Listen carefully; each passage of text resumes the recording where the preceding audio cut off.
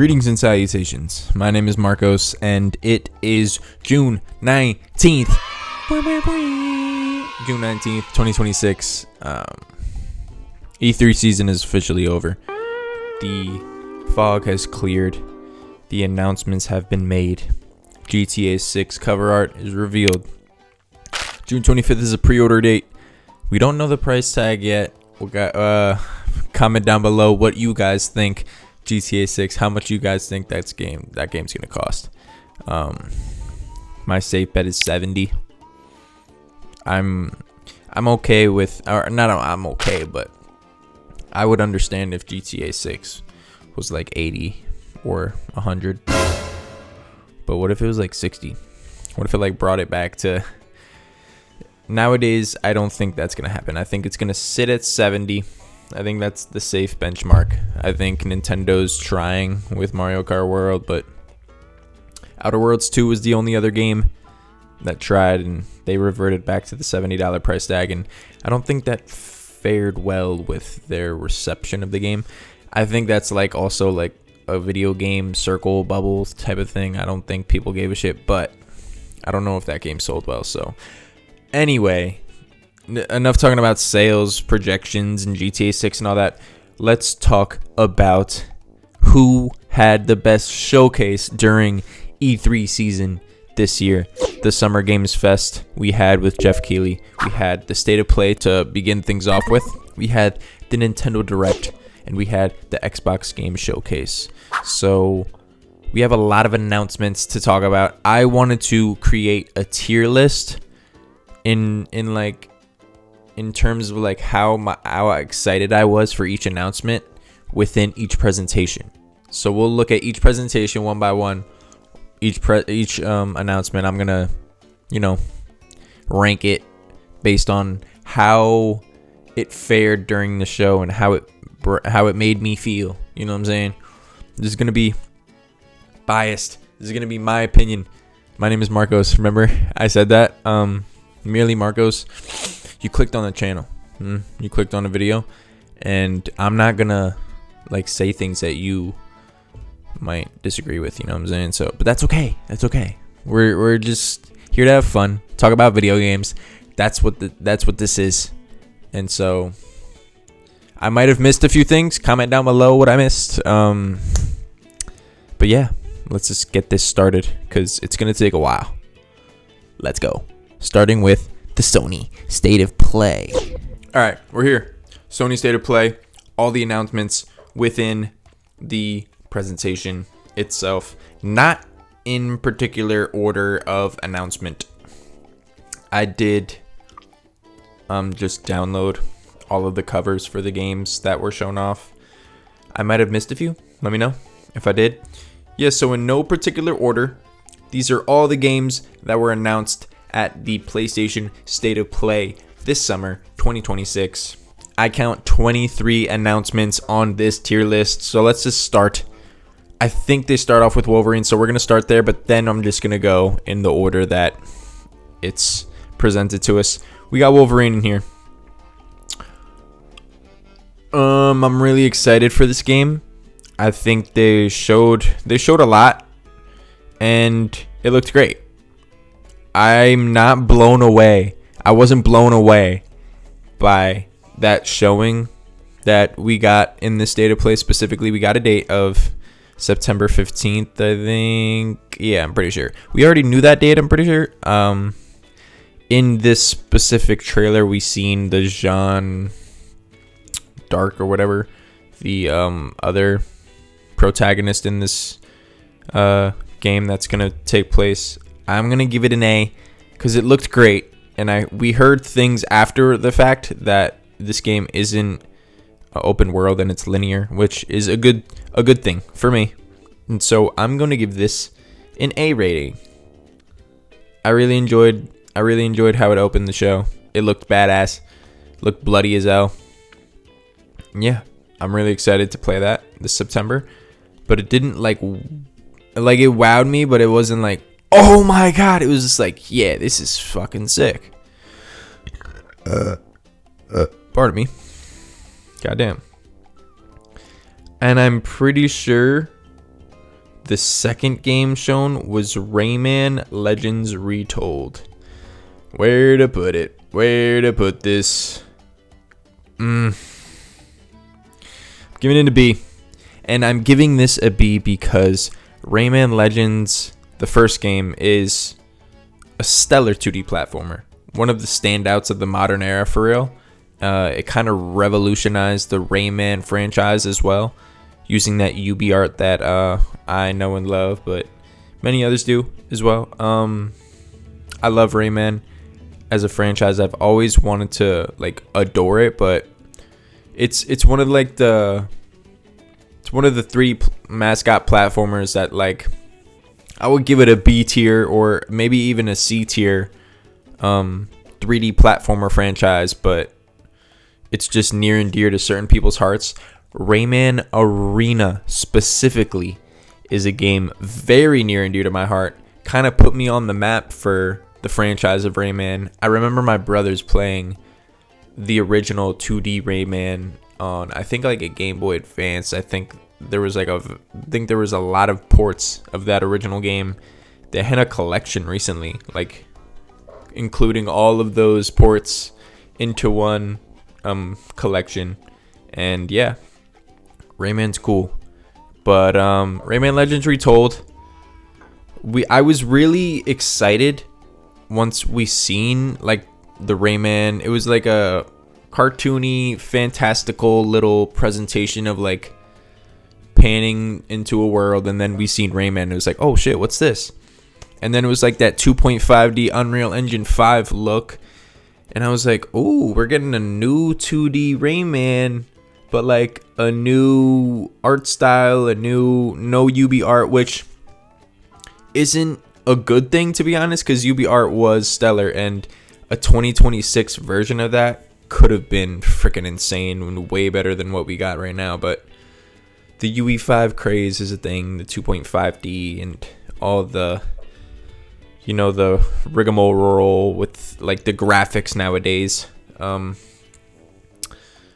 don't know. It just kind of bummed me out that we were just like a remake of Legends already, because Legends is playable now.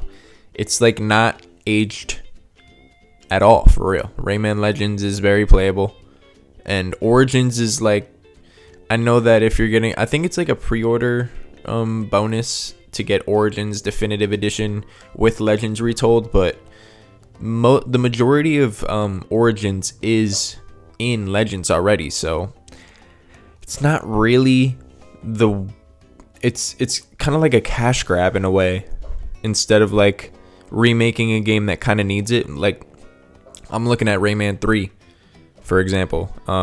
If they really fleshed that game out and transitioned levels better, and I don't know, just gave it a nicer like a UE5 look, but in the 3D platformer aspect rather than the 2D transition into 2.5D, I think the 3D platformer could benefit a lot from that UE5 look.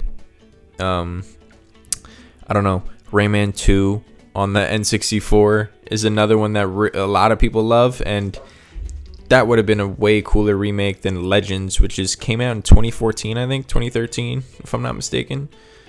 But I like Rayman though, so I'm gonna give it a B, because I want this franchise to keep going. I want this to prosper. Like I said, Rayman Arena is. Give me 1 second, because I know people are like nostalgic about certain games, and this one's one of mine.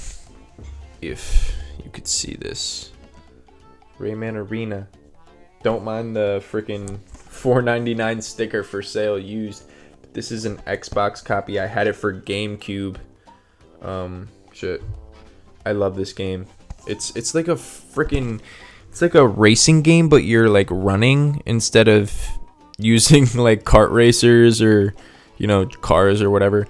Very simple game, but the vibes are there, and there's a great soundtrack. There's unlockable characters with alt skins, and that guy Murphy, whatever his name is, the green guy, he always gets beat up in between the transitions between fights, and the cutscenes were like amazing at the time. And there's this wacky characters me and my siblings would eat up anything co-op, anything competitive. So Rayman Arena was one of the ones that we ran constantly. I love this game to death, and so I'm giving Rayman Legends Retold a B instead of like a D or a C because I like Rayman. Okay, so I know I went in order with Wolverine and Rayman's Legends Retold, but oh wait, I think Bancho the Chef was the next announcement, and I'm going to give this a B as well. I'm going to give this a B because I never played Dave the Diver, and this is like a side game in that universe with the pixelated chef that you bring all your findings from with Dave. If you don't know, Dave the Diver is like some game where pixelated 2D, you go down as the diver Dave, and you collect fish, you kill them, and then you harvest their materials, and you bring them up to Bancho the chef, who is he cuts up the findings that you get in the ocean, and then you got to serve them to the restaurant. It's like a little cooking mini game within the whole game of like going down and killing the fish. It's a super cool idea, and this is a side game all about Bancho. It had a really cool art style and a cool story about him going to Japan and like trying to find just like a shepherd to like be his apprentice to, and he gets really good at cooking, and the mini games seem cool.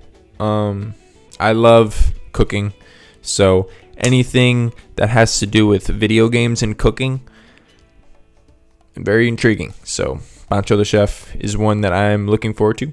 I'm gonna give it a B because I might get crucified for this later on when I give things lower than Bancho the Chef, but this is my list, not yours. Why don't you make your own and freaking share that with me so we could compare and have fun and talk about things instead of just fucking commenting and fighting. But let's disregard any comment that I just made.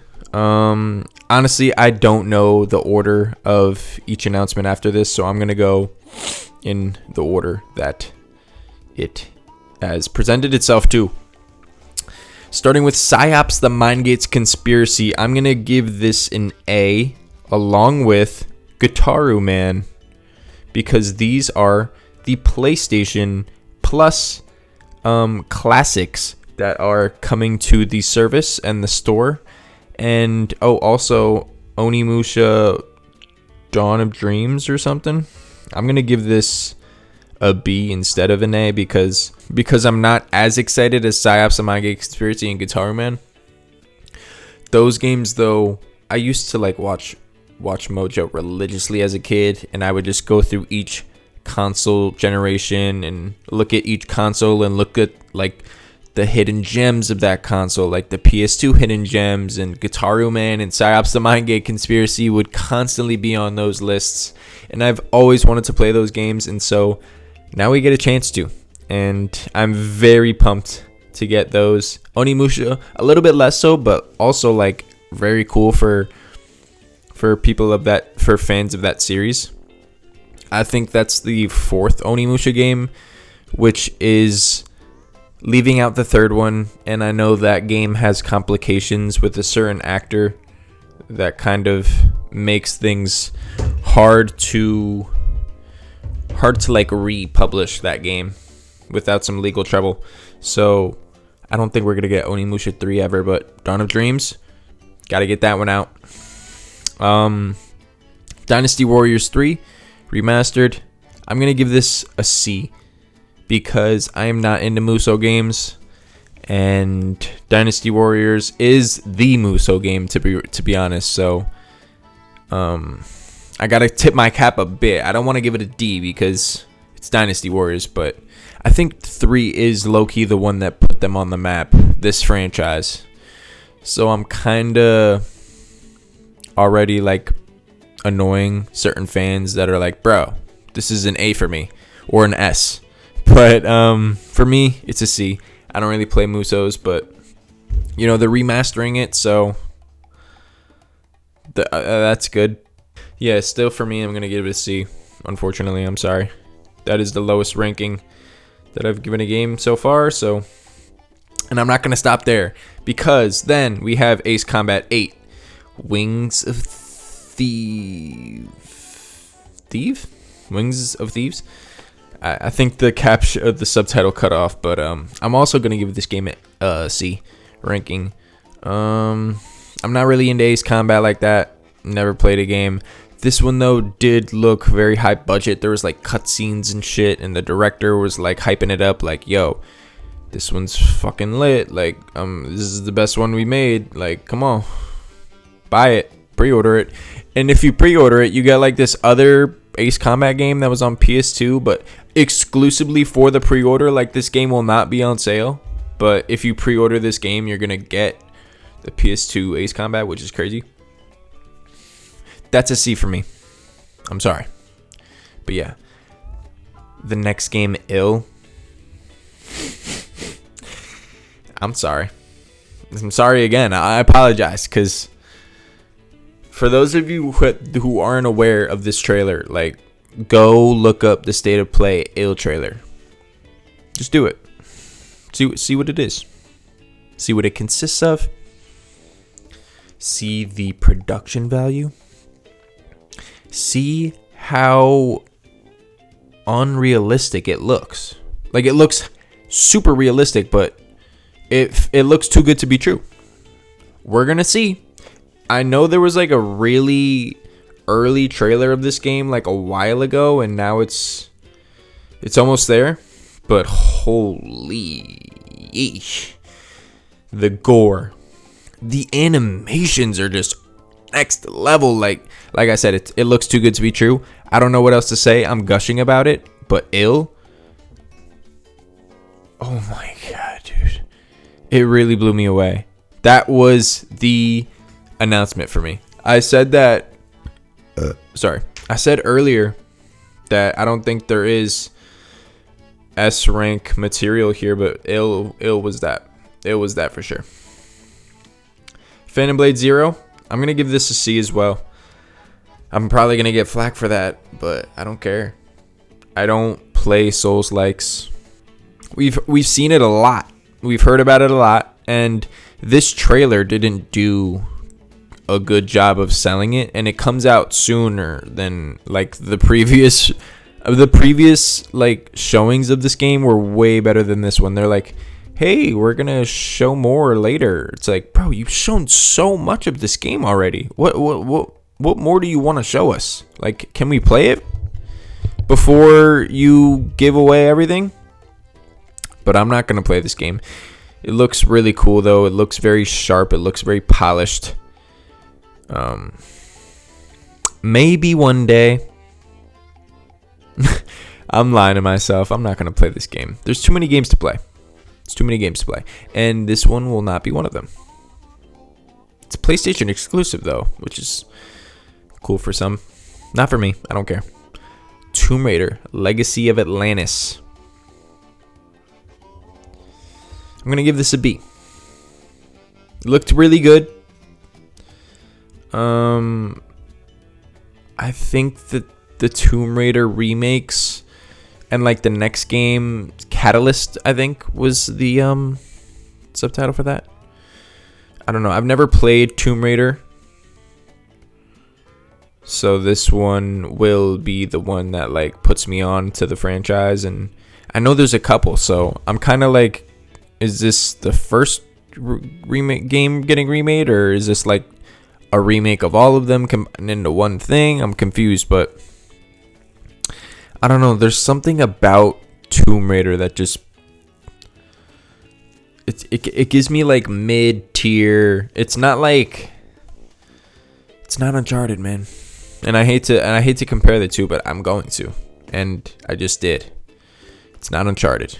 And so I've seen Uncharted with my eyes, you know, and I see what Tomb Raider's trying to do, and I see like the appeal with the dinosaurs and stuff, and like, oh, the dinosaur almost bit me, but I swung past them, and I'm raiding tombs. But I don't know, man. Something about it that Uncharted exists. You know what I'm saying? So like, The A and S tier are saved for those games. But Tomb Raider is just slightly below that. I like Tomb Raider 2013. This one is a remake. It looks great, don't get me wrong, but we still haven't seen like full gameplay. It's all like in-engine like renderings and shit, which will give us a good idea of what the game looks like, but still. I want to see it in action, and if it looks really good, then I would put this at an A. But until then, Stuntman Hollywood. I'm gonna also give this a C. And I'm giving it a C because I don't know the Stuntman franchise, but I didn't even know this was the thing. But so allegedly, people are excited about this, and there was a Stuntman franchise in the PS2 era, and I was a GameCube kid, so I wasn't really tuned in or tapped into Stuntman, so I was a little confused at what this was, but people love the franchise. This one kind of seems to be going like the IP route of collaborating with different IPs, like I said, like Back to the Future or freaking Mission Impossible, stuff like that. I don't know. We'll see. We will see if that game has a good reception. I know there's like a course creator, a level creator in like the OGs, but I'm not really privy to all that, so I would give it a D, to be honest. But since there is like a fan base for it, I didn't want to shit all over it. Until Dawn 2, I'm also gonna give a B, just like Tomb Raider, the remake, Legacy of Atlantis. Until Dawn 2 gets a B for me. And it gets a B because I'm not really into these types of games. However,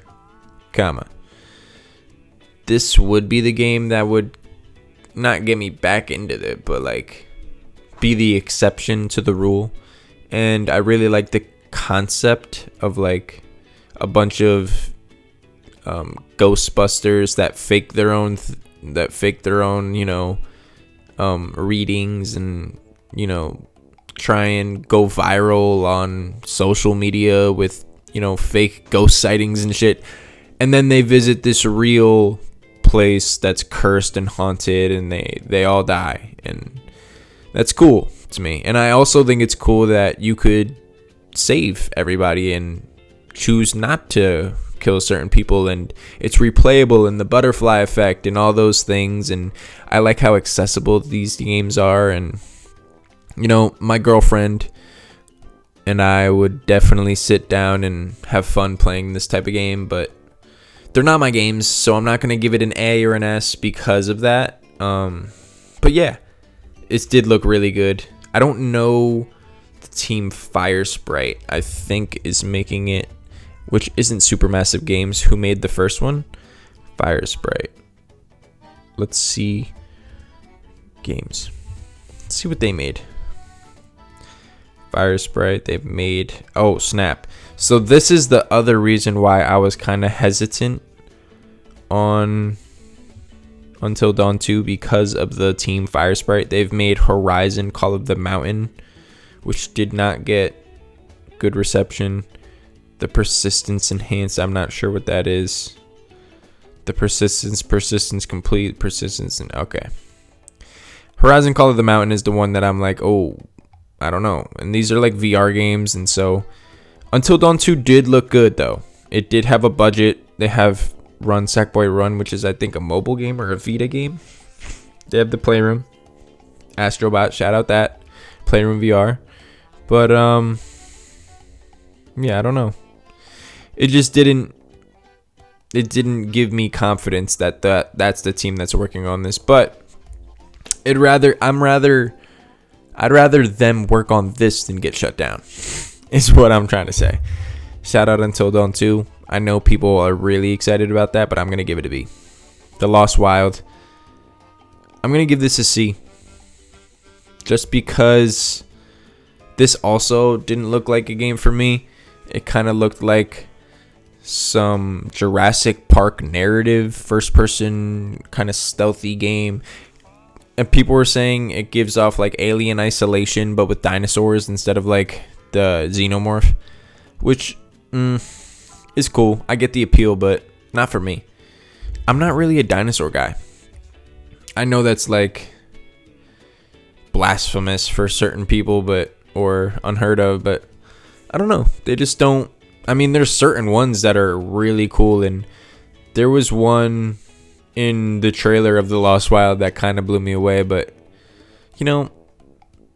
it had a little stink to it. I'm not gonna lie. I don't know. It was just like, this ain't for me. I know that's like terrible criticism and like that's super like reductive, but I don't know, man. It just didn't give me that wow fact.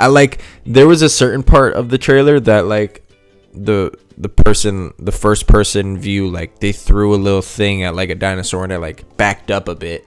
Like, I don't think that would happen. I don't know if the AI or I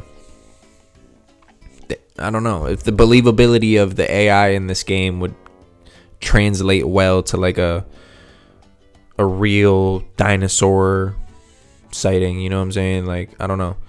Just wasn't hitting for me. Marvel Togon Fighting. I'm going to give this a B. And just like Until Dawn 2, I could see people giving this an A or an S. Same with Marvel Togon Fighting Souls. And I'm giving this a B because I'm not into fighting games at all.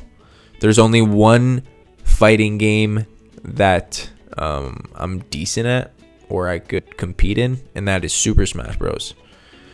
Every other game, I mean, they're platform fighters in general. I could kind of compete. Anything else is a no-go for me. Street Fighter, Mortal Kombat. Mortal Kombat vs. DC Universe was another game that I tried to get good at, but I still sucked at. My brothers were beating the shit out of me with combos, and they'd paint me in the corner, and I wouldn't know what to do, and I get upset, and I don't know. I just feel like I could pick Ness in Smash, or I could go randoms, and I could just have fun with it and really do good, and I enjoy that. I don't like fucking sucking at video games, and fighting games really nail that idea in my head. But I really did enjoy the characters that they introduced in this trailer. Green Goblin looked sick in the freaking Arc System Works rendition of the character. Like, you never get a Green Goblin fighting game character, you know what I'm saying? And this one looked really cool. There was Carnage, there was Magneto, I'm pretty sure, and then there was Doctor Doom or whatever the fuck his name is. Yeah, those characters look really cool, and I know people love this game, so not love it, but they're going to love it, and they're really excited about it. So I didn't want to give it a C because that's freaking sacrilegious. I mean, Arc System Works is probably the fighting game company developer other than Sakurai and friggin' HAL Laboratory, or HAL and Bandai Namco at this point, with Tekken and helping out with Smash and stuff like that. But I'm gonna give it a B. Kamuri, I'm gonna give a C as well. I don't want to give these games D's. I really don't. I feel bad. And Kamuri does not deserve a D, but I don't think it deserves a B either. I'm not gonna lie. The showing of this game kind of lacked context on like why you're being this yokai hunter. It was super stylish though, and it was the lady who introduced the game who was working at Ghostwire Tokyo. She worked on, I think she worked with Platinum Games before that. I forgot what her name is, but she's really cool. She's stylish. She's like, yo, y'all remember me? And I'm just like, yes, I do. I do remember you, lady. And she made a whole thing about it. But, Kamuri seems really stylish. I'm not going to lie. Once they, introduced the multiplayer aspect of it, I kind of checked out. I'm like, shit. I thought this was going to be some, cool, stylish action, open world platformer. Kind of like Sunset Overdrive, but Japanese. And I don't know, the multiplayer just kind of threw me off, and the story was non-existent. So I didn't want to give it a D because it had swag to it, but I don't know. There was a cool aspect of the game though, that like you could, once you capture the yokais or you hunt them, you like gain their abilities. So there was like certain scenes of just like characters running on walls and fucking flying and shit. Like, this game has the potential to be really cool, but I didn't really see like certain things that I'm looking for in a game, and multiplayer isn't one of them, and narrative is one of them. So I didn't see much narrative, and I did see multiplayer, so kind of backed off from it. But I liked bits of it. Marathon, I'm also going to give a C. I am not into Marathon, not into extraction shooters, and I know people are. I know some people hate Marathon because they want Destiny 3 and Bungie freaking, oh, that, what are you doing? Oh, Sony, oh, the PlayStation fucked up buying Bungie for $1 billion. There's a lot that I could talk about with the whole Bungie, PlayStation, Destiny Marathon scenario, but the people who do like Marathon really enjoy it, and it seems to be a great game. I mean, it's Bungie, not gonna lie. Like, I don't think they miss, but in certain ways, people just don't like it, and I'm in the camp of like extraction shooters aren't my thing.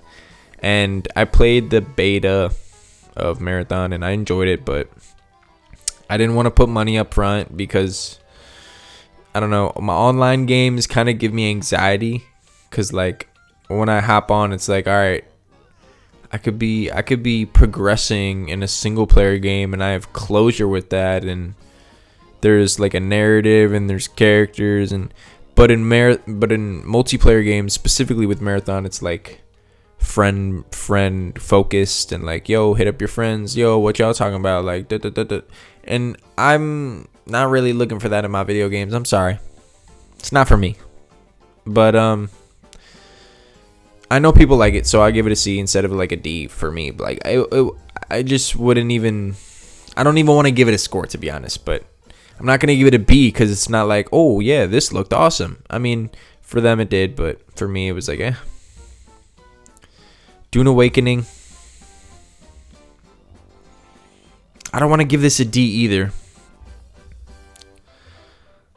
I don't want to give that a D either because I know there's certain people who really like this game. It's like a survival freaking base builder, survival action adventure survival game, but in the Dune universe, which is one that I'm not really hip to. I don't know Dune like that. I know there's books, I know there's movies. I've never read or seen either, so I'm not passionate about the topic. I don't want to give it a D because I know people like it, so there's that. No Rest for the Wicked. Let's go A, baby. I really like the look of this game. My boy Cole, shout out Cole, Hop the Frog, shout out bro, I miss you, dude. He really put me on the map with this game. Shout out Moon Studios. I think these are the people behind Ori and the Blind Forest, funny enough. Had a really good showing of this game. They were like 1.0 is coming out this year, I think in October, and it looked great. I love the look of this game. I really want to play it, and yeah, there wasn't really much more to say other than that. Then the next announcement that we're not going to talk about until last. Let's save God of War Laufey till last, all right? Because that makes much more sense.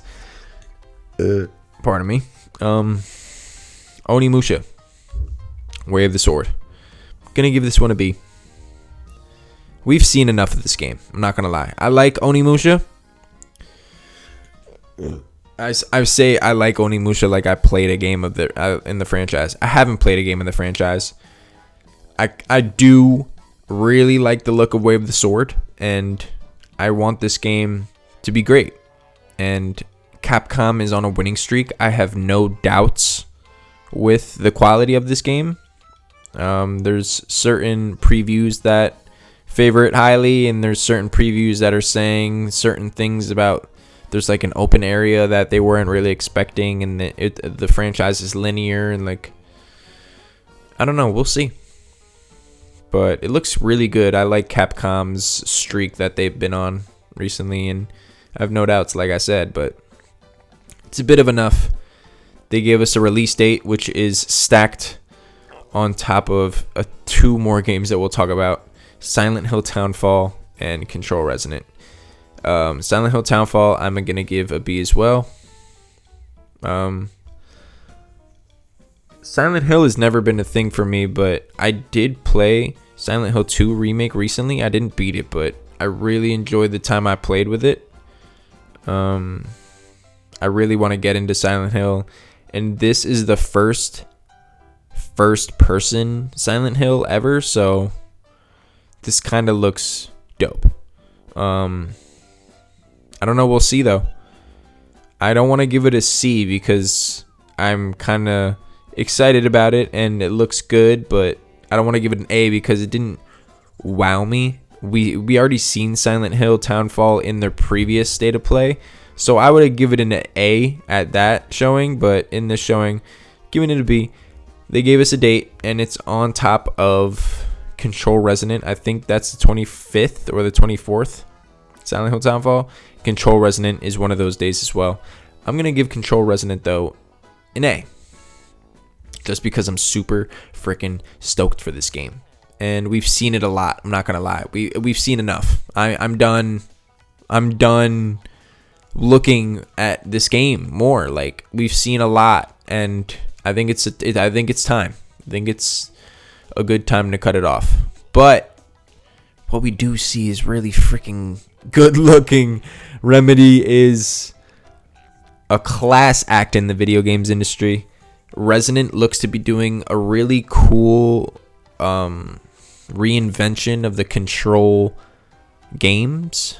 Control was originally like a third-person physics-based shooter, and you know, the Remedy swag that they got on top of games, and I really still need to play that game. I never played Control, but Control Resonant looks to be shaking up the formula a bit, doing more of like a character action-based combat system instead of like a third-person shooter. There's probably guns in it too, which is crazy to me. But just the shape-shifting and the gravity and the openness and just the psychedelic nature and the fever dream glitching out Inception type of world that this game takes place in is just drawing me further and further in. And I'm tired of seeing it. I love it. I don't want to see any more. I'm gonna get it day one. Control Resonant. Shout out that. Now, let's talk about God of War Laufey. People are gonna hate me for this one.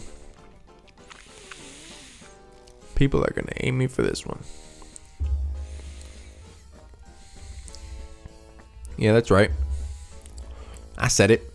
I didn't even say nothing and I said it. God of War Laufey, I'm giving it a B. And I'm giving it a B because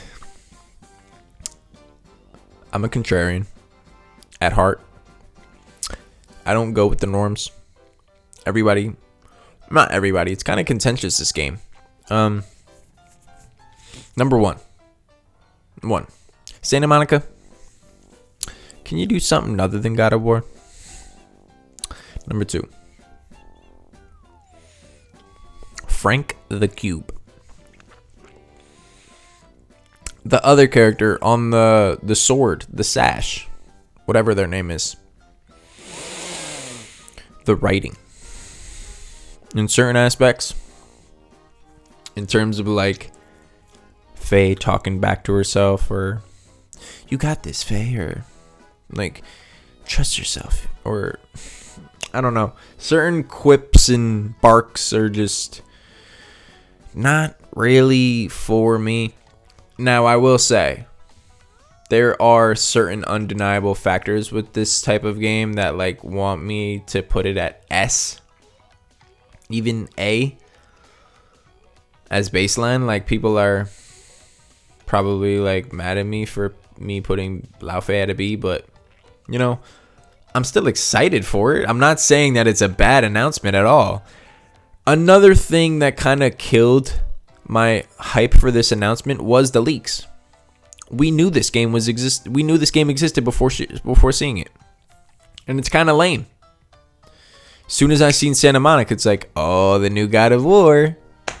Let's see. Oh my God, if they did something else, that would have probably been an S tier announcement. But I don't know. God of War is a great franchise. Don't get me wrong, and there's a ton of people who love that series.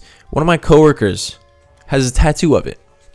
Has a tattoo of like the blades of Kratos or the blades of Chaos and the axe, and I don't know. That's a badass tattoo, but I haven't really played Ragnarok. I haven't played 3. I haven't played 2. I've only played 1. I played I think Ghosts of Sparta on the PSP, Chains of Olympus, one of them. And then I played 2018. So I don't really have a horse in the race. I mean, I do, but the horse doesn't really run often. And I'm not really worried about that horse. But like I said before, God of War needs some time on ice, you know what I'm saying? Like we're also getting the God of War trilogy remake, and that's going to take some time, but I just want Santa Monica to do anything other than God of War, just because of like the saturation of the franchise. And I don't know, what if Naughty Dog never stopped making Jak and Daxter or Crash Bandicoot? No. Let's just say PS2 era, because Santa Monica started on PS2 with God of War, right? God of War 1, 2, 3. Now we're with 2018 and Ragnarok, and I know they started with Kinetica, which is a crazy racer on the PS2, but let's just say Naughty Dog never stopped making Jak and Daxter. We would have never gotten Uncharted. We would have never gotten The Last of Us. We never to get Intergalactic. The change of studios each generation excites me. What about Sucker Punch? If they kept making freaking Sly Cooper, I would have been happy with that. I'm not gonna lie. I love Sly Cooper. That is my PlayStation platformer of choice. I love Ratchet and Clank 2. Jak and Daxter's cool. Don't get me wrong, but I love Sly Cooper. So Sucker Punch is still doing that. It kind of would have ran its course, I'm not gonna lie, but they made Infamous after that. Then they made Ghosts of, and they made a great sequel with Yote, and they're gonna make something else hopefully later. But you know what I'm saying? Like, Santa Monica's just done God of War, and they've reinvented it, and it's got a new life, and Lao Fei looks to reinvent it even further. And I don't know. I want to give it an A. I want to give it an S, but at the same time, I'm thinking to myself, like, it was cool, but there was some shit about it where I'm just like I said before, the leak kind of killed the wind of its sails. I'm not the biggest God of War guy. The cube and the talking sash on the sword was lame. It was giving like Disney adult Marvel writing at times, but I did like, you know what? Well, I want to change it to A. I'm not gonna lie. I want to change it to A, but I'm not gonna. I'm gonna stand on this. There were certain cool parts, like when Lao Fei was getting freaking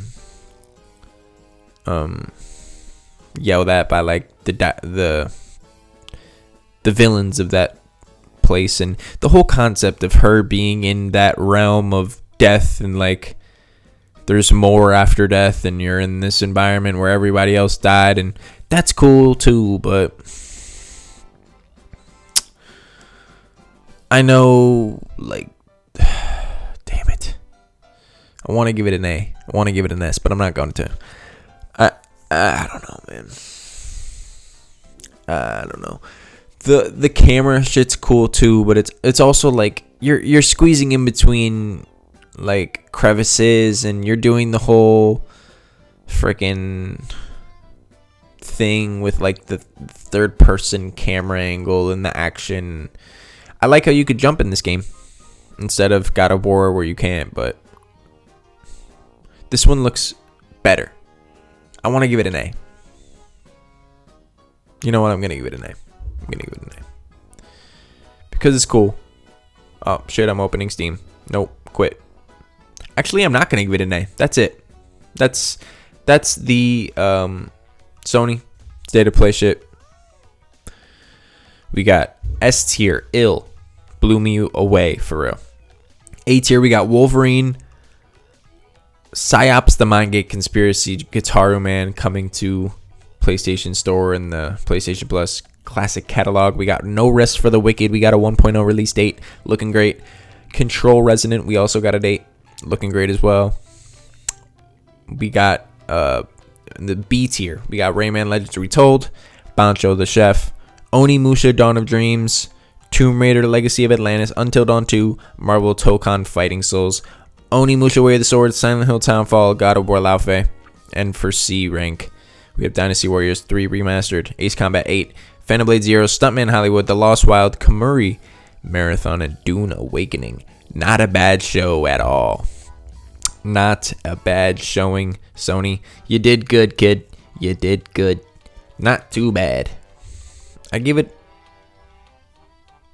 in between a B and a C, because C had the most announcement. B had the most announcements. C's are just bigger. My fault. There was 5 A's. 5 A's. So I'd give it a B plus. S rank 2. I give it a B plus. Looking back at it, give it a B plus. Good show. Hell yeah. Nice. All right, we're back. Enough about the PlayStation State of Play. Now it is time for the Xbox Games Showcase of 2026. What can I say, man? These were all really good shows, but the Xbox one was really good. They started off with Gears of War E-Day, so let's just jump into that one, why don't we? Gears of War E-Day, I'm going to give an A. And I want to give it an S, but I don't have too much history with Gears. I grew up on the 360, but I wasn't really playing Gears like that. I was playing Battlefront 2, Star Wars Battlefront 2 backwards compatible. With the 360, I was playing Halo 3. I was playing majoritively gun and ball games, kind of like Black Ops 1 and 2, Modern Warfare 2. Call of Duty really took over the household when I was a kid. And I was playing 2K.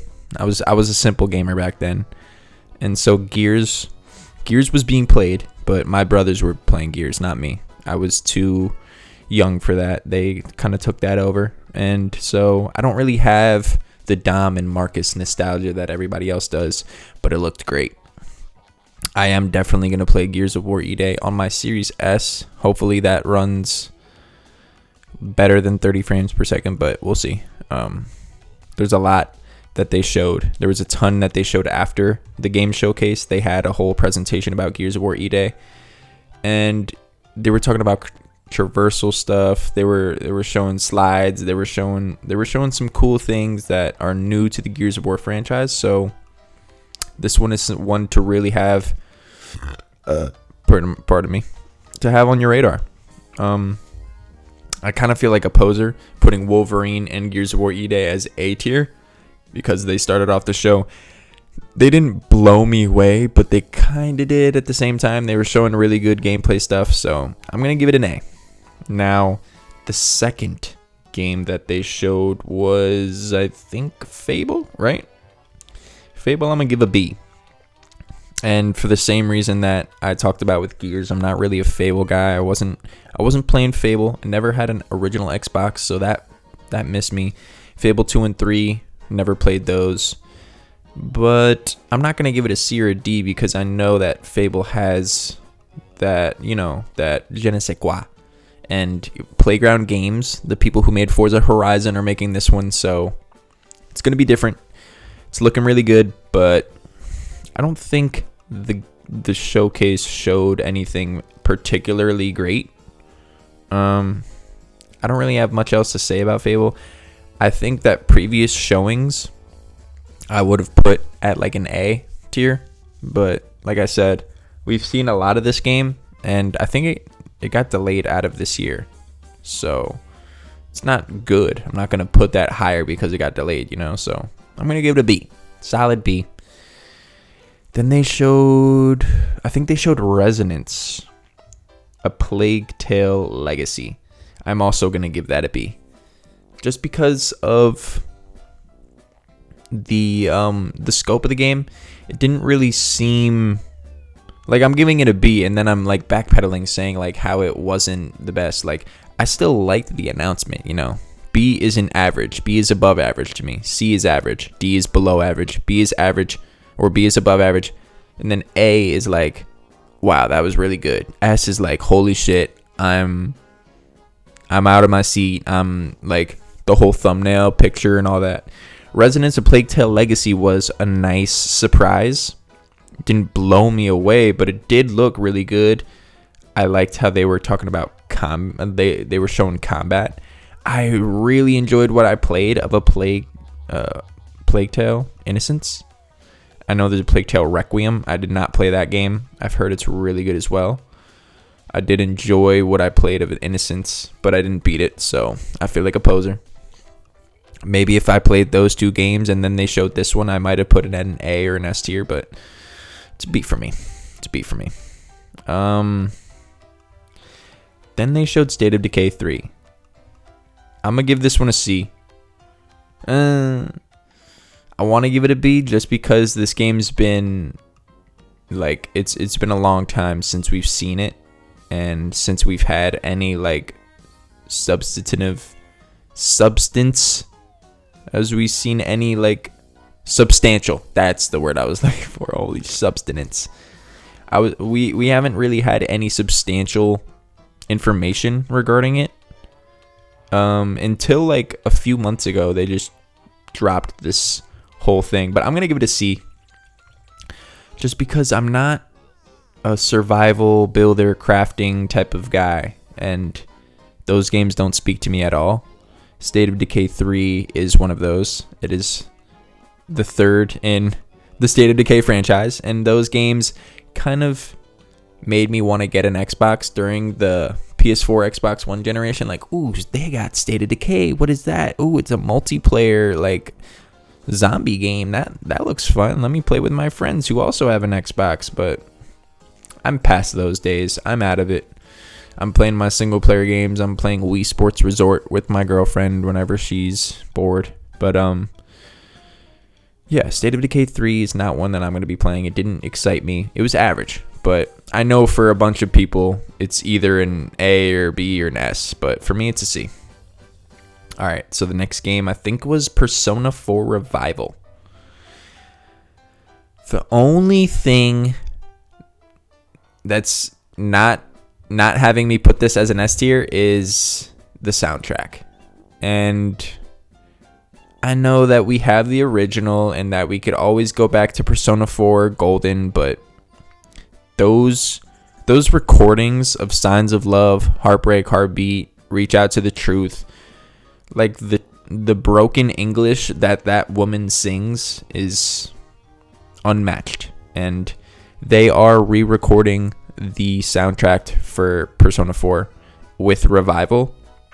I'm not gonna lie, everything else that I've seen throughout this game, they've also made like they showed like a broadcast detailing like what changes they're making and improvements to the combat. And now you could deflect instead of just like immediately getting attacked and like going into turn-based battles. Now you could deflect and like either run away or get the upper hand in battle. And they're putting in baton pass and from Persona 5, and they're improving it in any way possible. I love the visuals. I love how it looks. I just don't like how they're fucking with the soundtrack. And the soundtrack is like a huge part of why I love this game. So, gonna give it an A instead of an S. But I love Persona 4 Golden. Haven't beat it. I know I'm a LARPer. I'm a fucking grifter. Haven't beaten my games. Hashtag beat your fucking games, Marcos. But yeah, Persona 4, near and dear to my heart.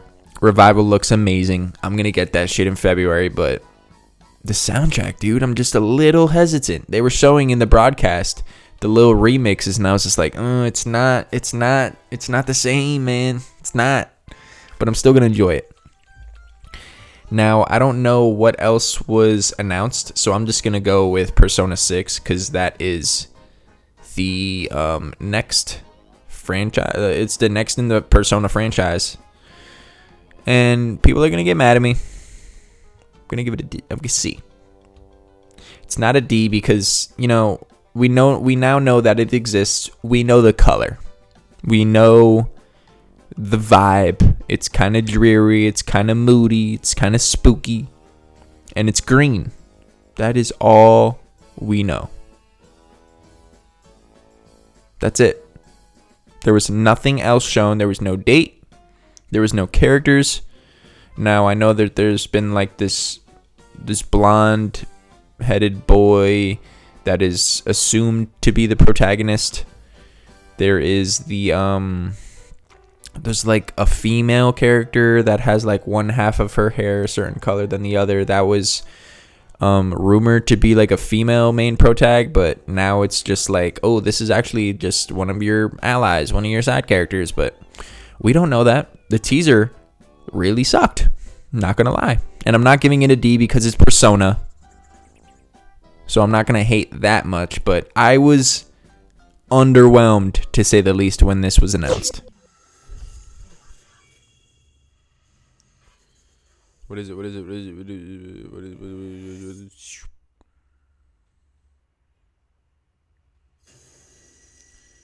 Ooh, P6. Persona 6. Okay. Green. They give us a green. They give us a color. That was pretty poopy, Loki. Like that. What? Or my. Oh my God! Ah! Like, I need more than that to be excited. I don't really give a shit. But it's gonna be cool when I see it. You know what I'm saying? But that wasn't. What was that? Okay, we're back. Persona 6 is a C for me. I don't know what else to tell you. Fight in the comments. Let's go. Valor Mortis. I'm gonna give this a B as well. I'm gonna give it a B because I think we've seen enough of this game.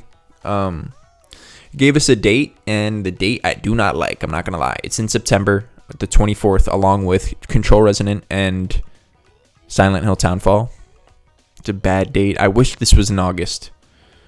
I know. I'm saying like, oh, I wish you made your game sooner so I could play it without having to sacrifice not playing other games. It's very selfish of me. I know, but I'm really pumped for this game.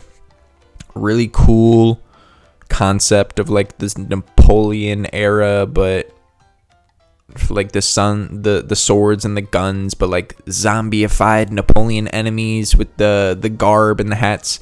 And also the developers who made Ghost Runner are making this. So I have no preconceived notions of like negativity with Valor Mortis. I'm really hyped for what we've seen. I don't want to see any more though. We're good with Valor Mortis. I don't want to. If this was like the first time we've seen it, I would have given it an A for sure. But we've seen it a couple times now, and they gave us a bad date, but it's coming out this year, so I'm not gonna say it's a bad date. Like I'm pumped. That's gonna be a game that I juggle between with Control Resonant. Maybe Silent Hill Townfall gets a chance during like my holiday break or whatever, but I don't know. Valor Mortis seems like a must play for me, and it's not an A because we've seen it already. We've seen it a lot. The next game that we're going to talk about is Crazy Taxi World Tour. I'm conflicted. I wanted to make a video about this, just my conflicted excitement for this game. I'm going to give it an A. And I'm not giving it an S because of the news of its generative AI inclusion and development. One of my coworkers, Dakota, shout out you, but fuck you at the same time for bringing this up and bringing this to my attention.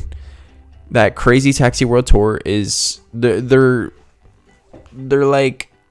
making it with Gen AI, and it's no good, and I don't like. But yeah, you can't. It's undeniable. Crazy Taxi. You know what I'm saying? They got swag to it. It's got the song "Take Me to Pizza Hut." I hope they like dive into the real IPs and like, oh, drive me to freaking Barnes and Noble. You know what I'm saying? Bring me to KFC or some shit.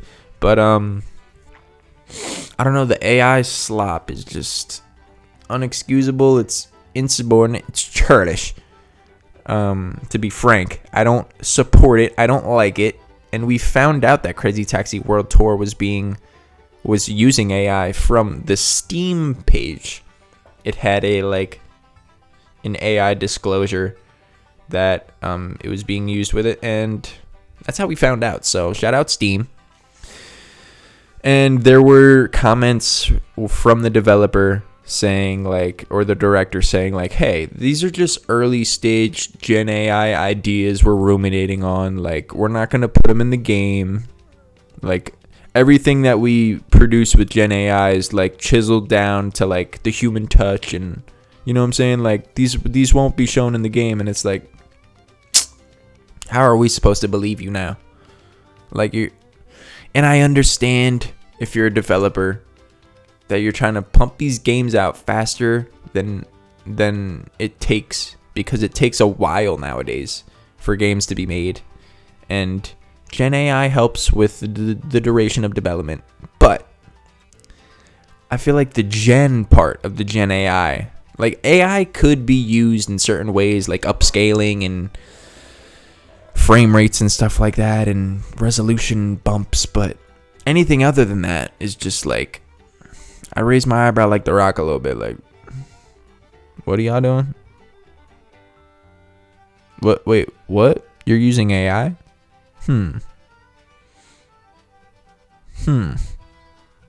I will not support. I'm gonna get Crazy Taxi World Tour. Let's just get this out of the way. I'm gonna get it. I'm really pumped. Like I said before, yeah. But at the same time, this would be an S tier announcement if I didn't know that AI was being used in it. I would look like a fool, but yeah, I now I know, and now I'm kind of bummed out. The whole conversation of hey, if I made this food for you and you thoroughly enjoyed it, and then after the fact I told you that there was shit in it, how would you feel? Shit equals AI, right? The dish equals a video game.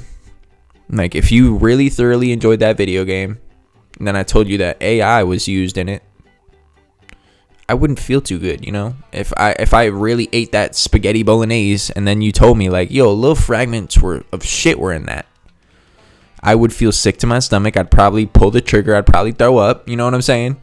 But yeah. That's just where I'm coming from with that, and that's why I'm giving Crazy Taxi World Tour an A instead of an S for me. Join us. I'm gonna give this a C. Kind of tuned out. This is some cult creation type of. It gave me Far Cry vibes of encampments and just mindless NPCs doing their thing, but it's some cult thing, and I wasn't really. I love the name. Join us. That's a good title for this type of concept of a game. I just didn't like the gameplay that I was seeing. It's. Let me cut to what I was reacting to. Yawn.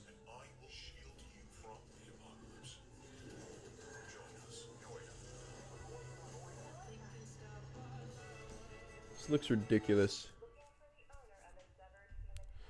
Join us? Is that what we're doing? Alright, we're back. See, it just seemed like a bunch of nonsense to me, and I tuned out, and I'm giving it a C. I'm not going to give it a D because I seen some type of enjoyment potential within it, but not for me. So I give it a C. Doom: The Dark Ages Revelations. Not gonna lie, man. This looked really good. I'm giving this an A. I never played Doom: The Dark Ages, and this Revelations DLC really put the battery in the back like, yo, you need to play Doom: The Dark Ages. What the fuck are you doing? Because you are missing out. This game looked crazy. And the DLC looked great. I don't remember what about the DLC looked good. I see from the thumbnail that the Doom guy is done with the armor. He's going back to the olden days. And I loved how like there were certain weapons that were using like magic and hammers and swords and shit. And I know the Dark Ages was doing that, but Revelations seemed to take all the bullshit out of Dark Ages, like the flying segments or like the kaiju segments, and like just refined Doom gameplay. Fast, frenetic, parrying and shit. This looked great. And it really put the battery in my back like, hey, you need to play Doom: The Dark Ages. And so I'm giving that an A. I know some people might rank it lower, but for me, it was an A. Clockwork Revolution. This game looks really fucking good to me. In Exile is not a developer that I'm really tapped into. I know that they made Wasteland, and the choice and consequence is like huge in those games, but just the camera perspective kind of like dissuades me from playing the game. Clockwork Revolution seems to be fixing that for me in the way that they're like mainly focused on first person shooter type of shit. And so we've already seen it though. That's the thing. If we didn't see it, I would have given it an S. To know that this is exclusive for consoles didn't excite me because I have a Series S, not a Series X. I don't know. I'm thinking of either an A or a B. I'll give it an A because Clockwork Revolution does look really good. And the choice and consequence with that looks amazing. And the first person shooter gameplay looks really cool. And so I'm giving that one an A. But it didn't wow me. I low-key want to give it a B now that I think about it. Just because, like, it's not really a game for me. But at the same time, it is. It's going to be a first-person shooter with the choice and consequence of a Wasteland. So I'm going to give it an A. Shout out In Exile. Shout out the exclusivity.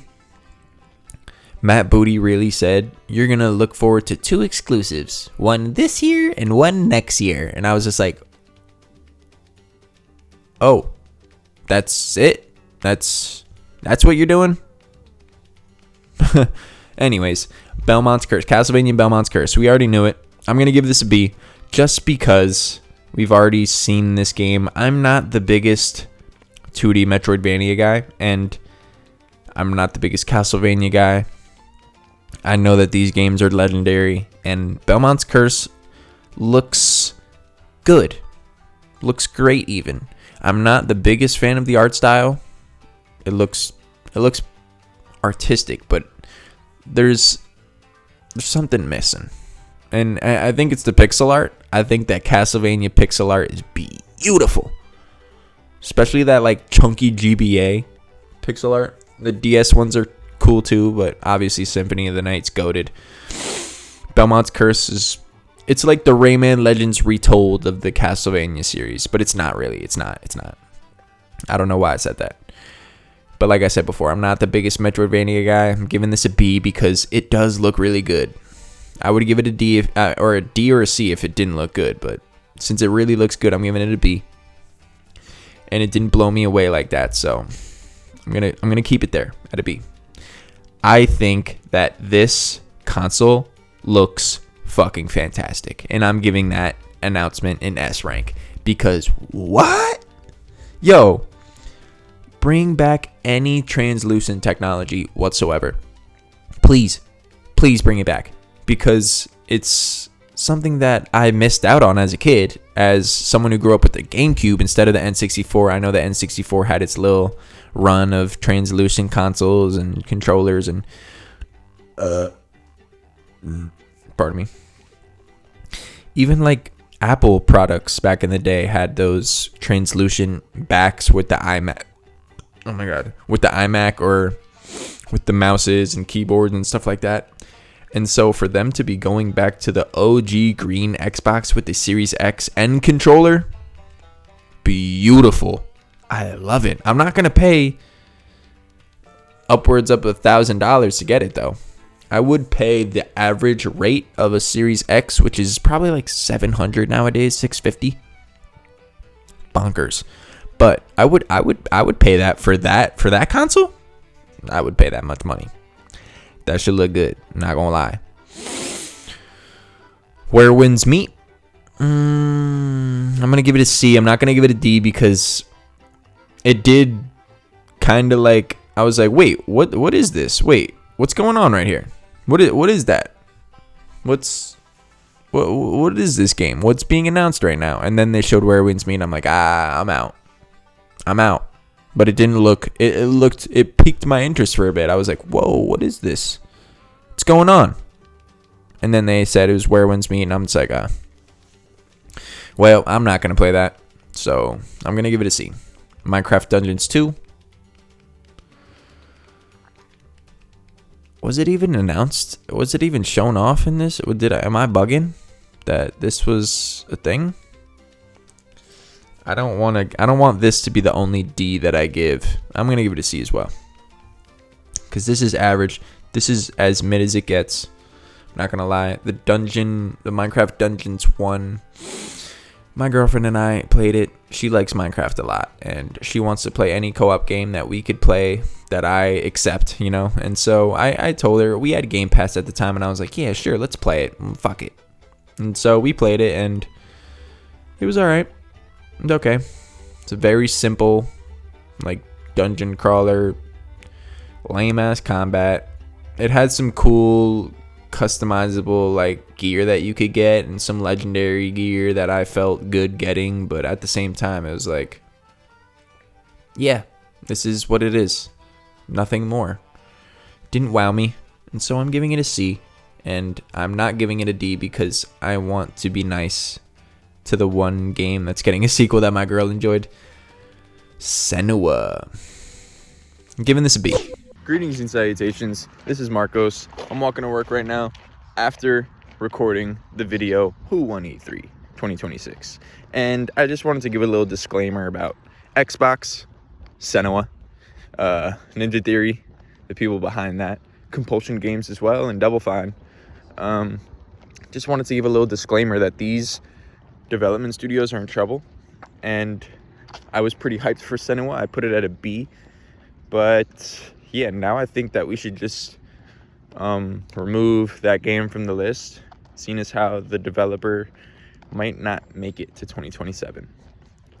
There's been reportings that these companies are trying to go independent rather than being shut down from Xbox.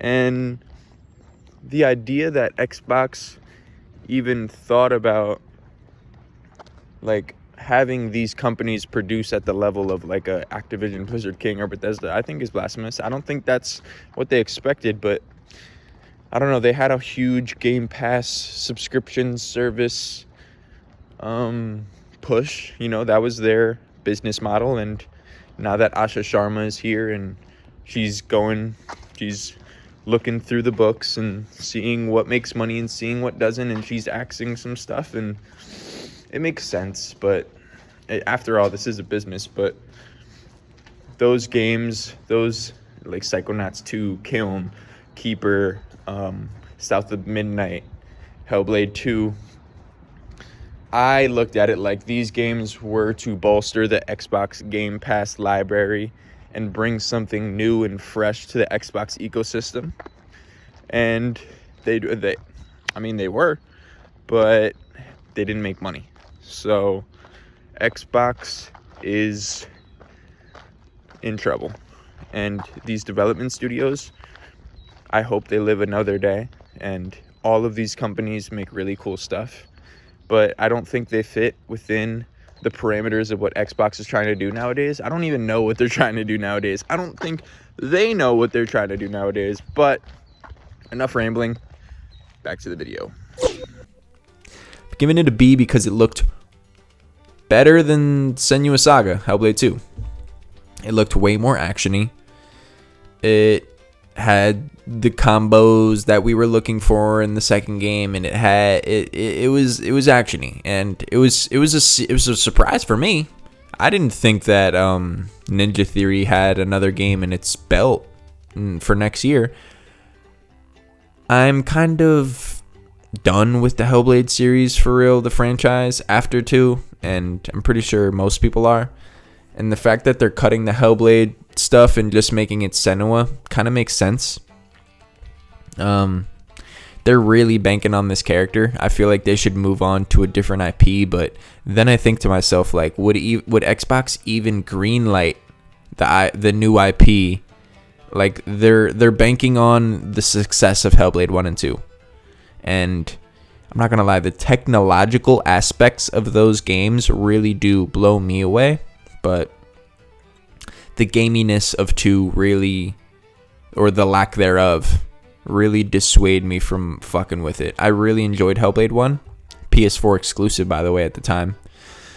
And just like the auditory sensations and the experience that gave me was unlike any other. I never played a game like that, and the hack and slash third person over the shoulder camera gave me Sony vibes, and the puzzling stuff, that was a little less exciting for the first part, but I don't know. It was a good game for me. Hellblade 1 was like a 7.5 for me, 8. The auditory is like a 10 out of 10, but the puzzles brought it down, and the narrative was kind of bundled and fucked up, but I like what Senua was showing. I'm a little confused about its lack of exclusivity, just because we have Gears E-Day and Clockwork Revolution as exclusives. And so for them to put Senua on PS5, and this is its first showing, I was scratching my head a little bit like, why is this coming to PlayStation? But Clockwork and Gears aren't. And we know Fable. We know that Fable has been announced a while back, and it's like PlayStation branding on it.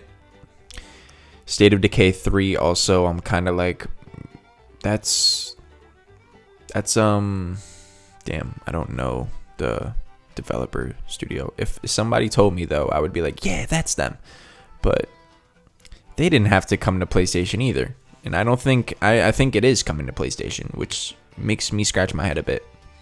But yeah, for Senua to come to PlayStation, it's I don't know. I'm scratching my head a bit. That's not dissuading me from putting it at an A or a C. You know, like I don't really take that into consideration when picking Senua at a B. But I'm kind of checked out of the franchise. But I did like how actiony it looked. I liked how more gamey it felt. But yeah, I'm gonna give Senua a B. Now Wulong 2, I'm gonna give it a C as well. Just because I'm not into Souls-likes. It looked pretty cool though. The boss fight that they showed, I think I'm thinking of the right game. But it's another Souls-like. I'm not into these games. I'm not gonna play this, period. And it didn't blow me away at all, but there was some cool stuff about it. So I'm giving it a C. The next game, Vivarium, S tier. This shit blew me away. And I know people are going to be like, bro, you're giving Vivarium an S tier, but not Gears or fucking Persona or Clockwork. This is my list, man.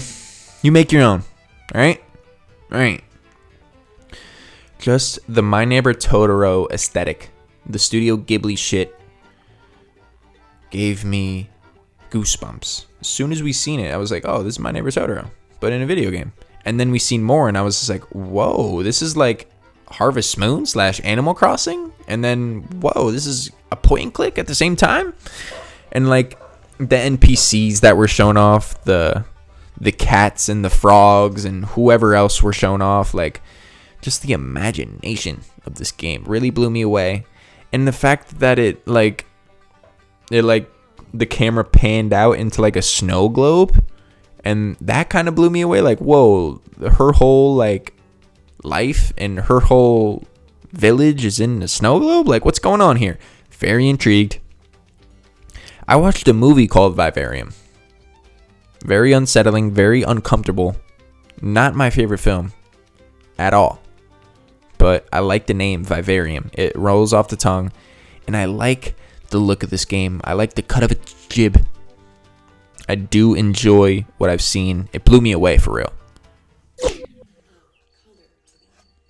Whoa. Anime. This looks like Ghibli. Whoa, what the fuck is this? See? It really did blow me away. I was very impressed, to say the least. And yeah, this is my list, so fuck you if you don't agree. Nah, I'm playing. Yeah, we're allowed to agree to disagree, you know? We are. Okay. Halo Campaign Evolved. Giving it a B. I'm giving it a B because I never played Halo 1. Like I said, I only played Halo 3 out of the franchise. The UE5 stuff kind of rubs me the wrong way, but I've been hearing better things about it as the days progress and as the release date gets closer and closer. I think it's going to come in July. I really want to get this game on PlayStation and like platinum it just to like rub it in the face of Xbox gamers like, haha, fuck you. Console wars are still a thing. Nah, I'm playing. They're really not, because Halo is going to come to PS5. And supposedly this game was supposed to be shown off at the Sony State of Play that I talked about earlier. And they cut it, allegedly. I'm not really sure to believe that because it was shown off here. I don't know, man.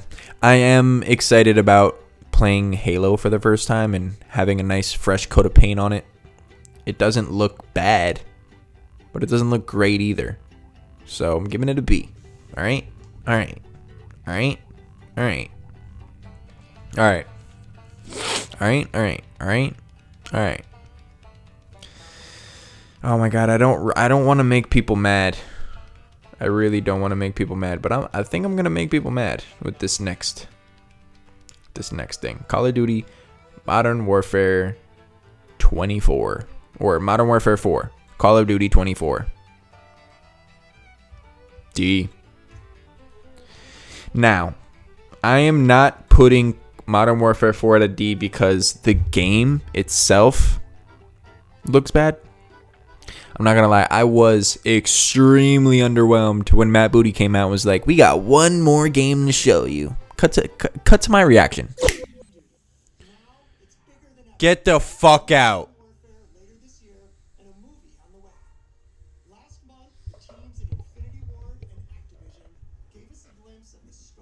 You're really about to sign off with Call of Duty again?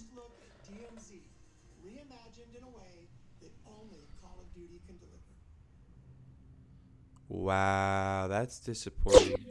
You see, I was pissed. And I did kind of say that the DMZ, the extraction mode that they were talking about, it kind of looked like shit too. They kept freaking voicing over, yo, you good, man?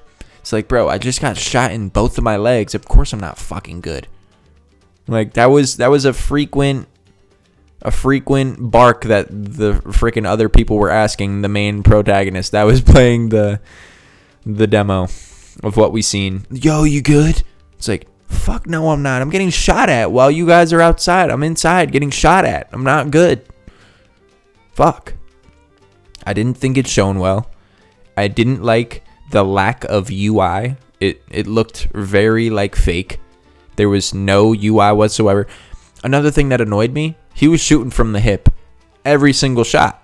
No iron sight whatsoever. Is that how this game works? Are there no iron sights? I'm kind of confused.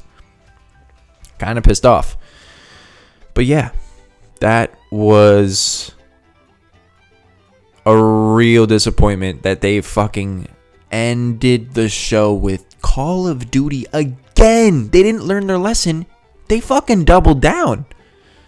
We need to send them a message that this is not okay. For these game showcases, you got to get Call of Duty out of the way. End it with Gears. Into like the showcase, into like the demo of afterward. End it with Gears. Show us what we seen. And then end it off with that like 30-minute clip of y'all like going into detail and stuff. That would have been great. Started off with Call of Duty. I would have given it a C. Or, you know what? I like the concept of Modern Warfare 4, the Korean stuff. I think that's really cool. I like how it's Modern Warfare instead of some like advanced warfare, you know what I'm saying? I like how it's grounded, but at the same time, this is the 4th in its series, so it's kind of run its course. The 24th in the franchise, so like, come on, dude. We're really doing this again? And to end it off, I keep saying that, but it was unacceptable. The first time, it was unacceptable. They showed a shitty trailer the first time of some CGI bullshit, and I was wondering, what the fuck is this? And then they showed freaking a white guy with a gun, and I was like, oh, it's Call of Duty, damn it. And yeah, they did it again. And I will not stand for it. It's a D for me. I'm fucking pissed. That was annoying. That was truly annoying. Now, the next game, Metro 2039. I think they showed this game off already. I'm going to go ahead and give this a B. Just because I like Metro. I really do.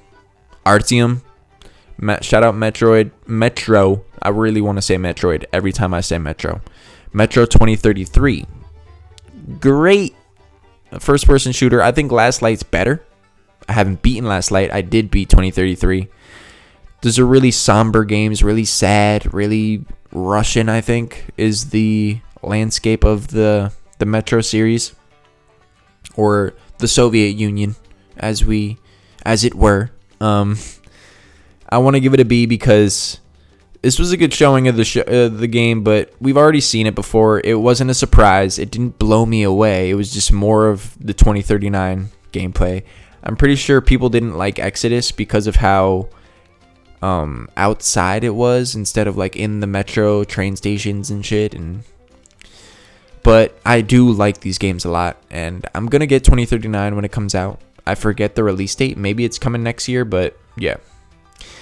I'm rushing this game because I really do want to get to these last two games, and I think I'm just gonna go with Bad Magpie before Spyro because I don't want to. You know what? Let me just get this out of the way. Spyro, giving it a C. Now I know people are like, what the fuck? The new Spyro? You're giving it. Go back to that trailer. Stop commenting. Stop typing in your little hate speech. Go back to the trailer. Did you see anything that gave you confidence in Spyro A Realm Beyond? Or what? Spyro A Realm Beyond. Now, Toys for Bob, the developers, they made the Reignited trilogy. I platinumed Spyro 1. I didn't get to 2 or 3. I know I'm a LARPer. I do have Spyro on the PS1 though. And I need to play that. Fuck the Reignited trilogy, I'm not gonna lie. It is nice fresh coat of paint. It's the UI5. It's the UE5 slop though that we've been harping on for time and time memorial. And Spyro A Realm Beyond is a cool concept in like, oh, I want this to be like Crash 4. Like have its moment of keeping the same core tenets of the main franchise, the main trilogy, like y'all did Reignited. You did the Reignited trilogy, Toys for Bob. I beg of you to make Spyro A Realm Beyond just Spyro 4. You didn't have to do this Spyro A Realm Cut to the last 10 seconds of that trailer and tell me that you're excited. Tell me that you're excited about Spyro flying. He's flying a lot. He's not just flying a little bit. the whole little snippet of gameplay is him flying. And I know I have these rose-tinted glasses of just 3D collectathon and platforming, and that's what I want out of this game. But there were certain levels in the OG Spyro games that just had like flying challenges, and those weren't my favorite. They weren't bad, but they weren't great either. There were some time challenges that really like made you lock in, and like, you know, the meme of like you're sitting back and then, oh, you got to sit up to like finish this. I think those challenges were kind of hard, but it's not what I'm looking for in a Spyro game. And to introduce a realm beyond with that glimpse of gameplay really pissed me off. Cut to my reaction. Realm beyond. Scrim, come here, Papa. My cat is meowing like crazy. What the fuck is this? What the fuck was that? Hold up. I thought Spyro was supposed to be a platformer. That motherfucker was a rail shooter. Like, what? I was pissed. I was royally pissed. All I could think about was that. Ever since that got announced, all I could think about was like, that's what we're doing with Spyro? And I hope that's not what we're doing. I really hope that's not. But the Xbox Game Showcase showed that little glimpse of gameplay and kind of got me tight. Just like Persona 6. That should have been an A or S tier announcement. If the Persona and Spyro announcements should have been way better than what they were. Simple as that. Call of Duty wouldn't have been a D if it got out of the way and it didn't fucking end the show with. Crazy Taxi would have been an S if it's not using AI. But I have the Dreamcast logo tatted on my right tip, man. I love Sega. Yeah. Crazy Taxi. You know, those are my ticks now. Those are my freaking stems. I ever since that game had been announced, I've been saying Crazy Taxi. My girlfriend's even been saying it. Crazy Taxi. You know what I'm saying? I love Crazy Taxi, but yeah. I'm leaving out this one game, Bad Magpie, and I'm going to give this an A. I'm not giving it an S because I was a little like confused about what we're doing with the game. I know Vivarium, I was confused with that too, but I kind of get a sense of what I'm going to do in the game, and I was really blown away by it, and I really want to buy that game, and I want to get that game, and I want to play that game, and I want to beat that game. I don't want to roll credits on it. Bad Magpie, I also want to, but I was a little confused on what I'm going to be doing in the game. I love the artistic merits of it. It looked like Untitled Goose Game, but like more artsy fartsy and like more psychedelic a bit, more just absurd in its nature. I don't really have much else to say about Bad Magpie, but I really enjoyed that announcement. That and Vivarium were like, oh snap. Vivarium just won me over a little bit more than Bad Magpie. Yeah. Recapping the special edition Xbox Series X 25th anniversary edition with the controller, the translucent green. That's an S tier. That's an S tier announcement. Same with Vivarium for me. I know that y'all differ, but for me, that's an S tier announcement. E-Day, Persona 4 Revival, Crazy Taxi World Tour, the Doom the Dark Ages Revelations DLC, Clockwork Revolution, and Bad Magpie were A tier announcements. Those all were really good. Great. They were amazing. They didn't blow me away, but they were amazing. Crazy Taxi kind of blew me away, but once I learned that the AI was being involved, I was a bit tampered off. But, you know, I still love that announcement. I'm not going to lie. The B tier announcements were Fable, Resonance, A Plague Tale Legacy, Valor Mortis, Castlevania Belmont's Curse, Senua, Halo Campaign Evolved, and Metro 2039. The C tier announcements: State of Decay 3, Persona 6 teaser, Join Us, Where Winds Meet, Minecraft Dungeons 2, Wolong 2, and Spyro, A Realm Beyond. And then the D tier announcement. The State of Play did not have a D tier announcement, but the Xbox did with Call of Duty Modern Warfare 4, ending the show with that. Fuck you, Xbox. On to the next show. Nah, I'm just playing. I think this was a great show. I'm going to give it a B instead of a B+, just because there were a lot of C's and there's a lot of B's. Now, there's a lot of A's as well. And they did show some cool... actually, I'm going to give it a B+. Yeah, I think this beat the Sony State of Play just by a smidge. This is a State of Play. This is the Xbox Game Showcase. You see how close that is? It's like just there. But I don't know, Vivarium, Persona 4 giving way more a light on that game. E-Day looked awesome. They gave us Crazy Taxi.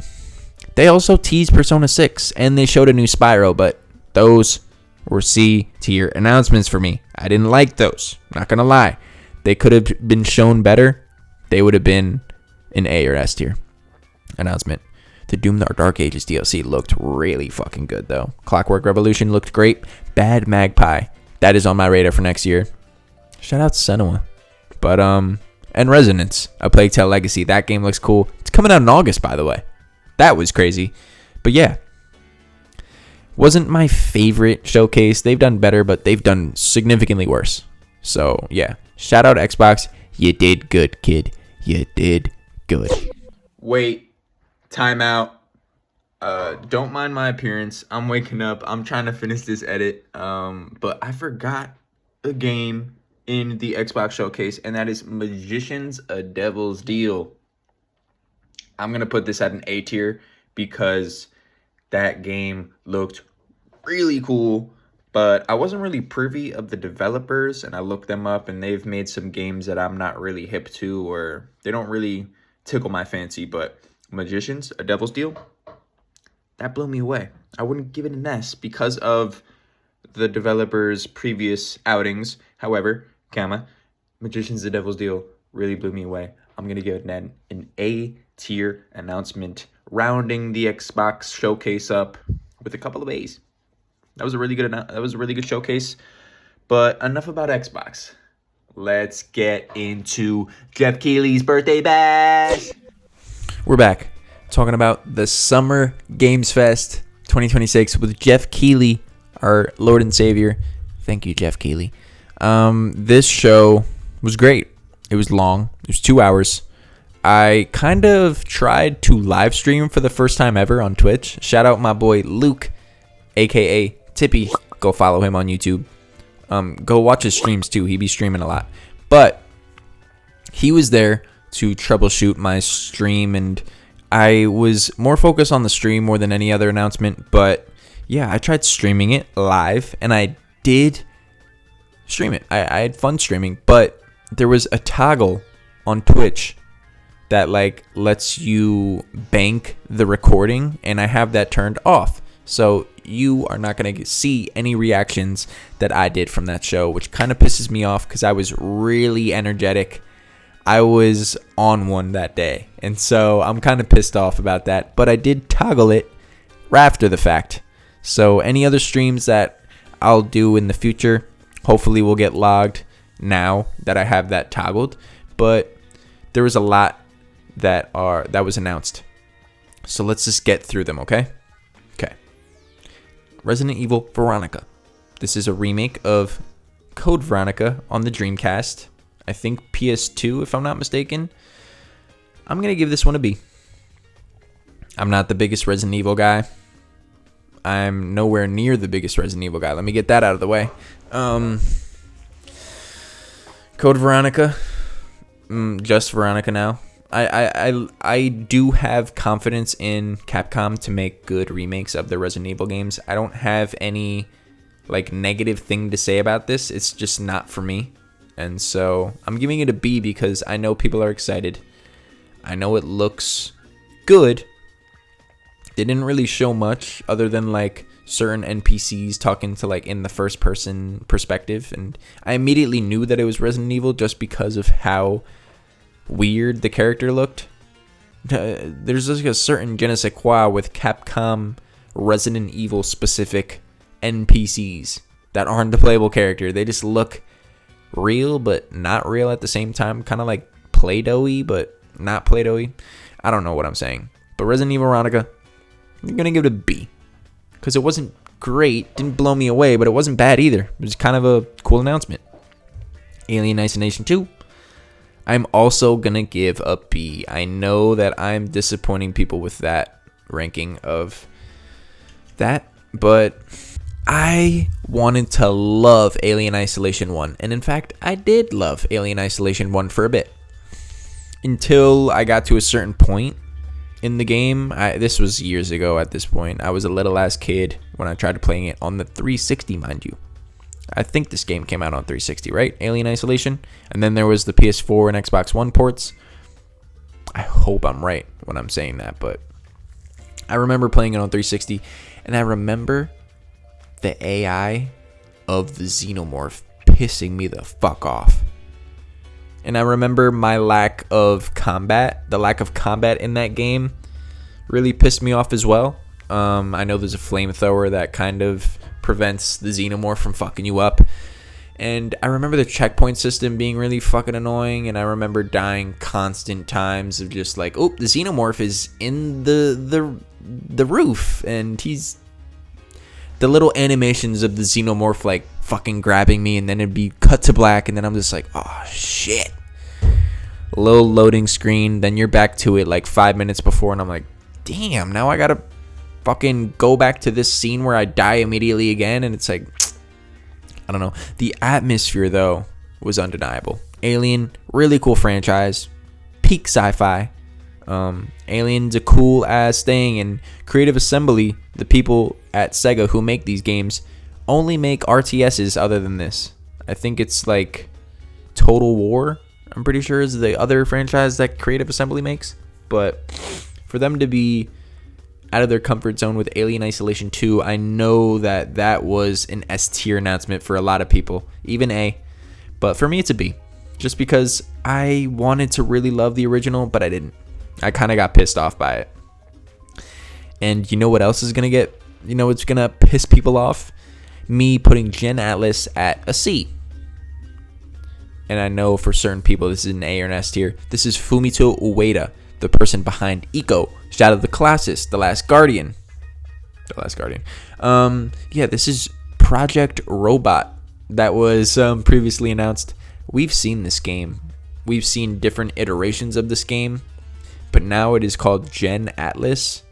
And I almost want to revisit that. You know what? Let's do it. We're going to revisit the... Hi. Kyle Bossman. Gen Atlas. We're going to... Is that pulling up? Yeah, that's pulling up. Okay. We are going to revisit the official trailer. And we're going to live react to it. Both me and you. Let's do it. Epic Games publishing it. Fumito Ueda. I don't get the hype. I really don't. It looks stunning. It looks like real life right here, but...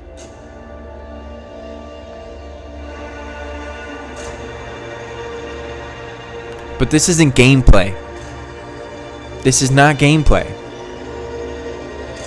And they show gameplay in this. They do. This is gameplay. This is gameplay. This looks... That looks cool. I'm not gonna lie. You're flying from this destroyed robot's head, which is fucking dope, actually. Alright, and then you're jumping into the robot, right? The big-ass mech, Iron Giant vibes, right? You're resurrecting this huge fucking robot. Shadow of the Colossus style. Huge. Look at how buffering. Look at how much buffering it is. Look at that. Look at how shitty it looks. Look at the kaiju battle. Oh my god. Oh, it looks... I just don't see... I don't see it, man. Climbing up shit. The cursor with shooting looks like shit. No. Nope. The little...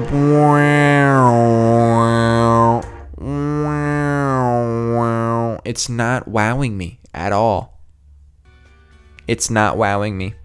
The wow, yeah. Everybody else is saying wow. To me, it's like, ooh. I will admit, I'm not giving this a D because I thought that the vibes were cool.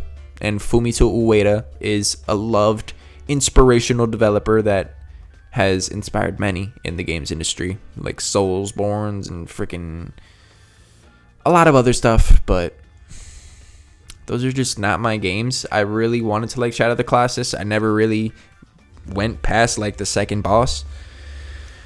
I really need to play that Blue Point remake of that game. But yeah, The Last Guardian looked like shit. Eco looks like it looks annoying to play. It looks like you have to handhold this fucking little princess that's like incapable of anything, and just looks annoying. These games look annoying, and Gen Atlas, it didn't look annoying. It looked stupid. It looked framey. Obviously, this game isn't anywhere near done, and so I'm also giving it a C because of that. It just didn't impress me, and it kind of underwhelmed me at the same point. I was excited for this game. Project Robot gave me cool vibes. I liked in the last trailer, there was like a tsunami sandstorm type of thing, and the main character had to like jump in that robot's head and fly above, and right before they get wiped from that tsunami sandstorm. But they showed gameplay in this, and the gameplay, you just seen it. It was ridiculous. You're shooting a bunch of mole rats that are chasing you from sand, like, and the cursor and the gun look like shit.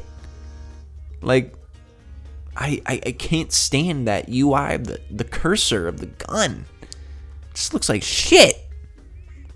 To me, at least. So I'm giving it a C. And I know it pissed people off, me saying that. Giving it a C. You know what else I'm going to give a C? No, you know what? I'm not going to give that a C. I'm going to give this fucker a D. And I'm hyped for Stranger Than Heaven. RGG Ryu Ga Gotoku, whatever. I butchered that. I'm sorry. I don't know how to pronounce that right. But RGG Studios, people behind Yakuza, the Like a Dragon series. They make good games, you know. And Stranger Than Heaven looks to be putting a lot of budget behind it, putting a lot of time behind it, instead of just shitting out Yakuza game after Yakuza game. They're chiseling the stone a bit, as I like to say. They're chiseling the stone. But the nerve to include a dead rapper like Tupac in this fucking game pissed me off. And the audacity of Snoop Dogg to come out on stage and be like, yeah, you like Tupac? Yeah, you like him? It's like, yeah, he made great music, but he's been dead for fucking 20-something years. Like, let that man rest in peace. Instead of put him in Stranger Than Heaven, where he's probably going to fucking die in it. You're going to kill him off in the game too? Probably. And he didn't look bad in it, but it's like, why include him in a freaking 1920s? What does Tupac have any business doing in there? What? And the nerve for them to bring up Death Row Games. I know that Death Row Records is Snoop Dogg's little publishing, whatever the fuck he does in music. Leave that over there. Don't bring that shit over here in the video games.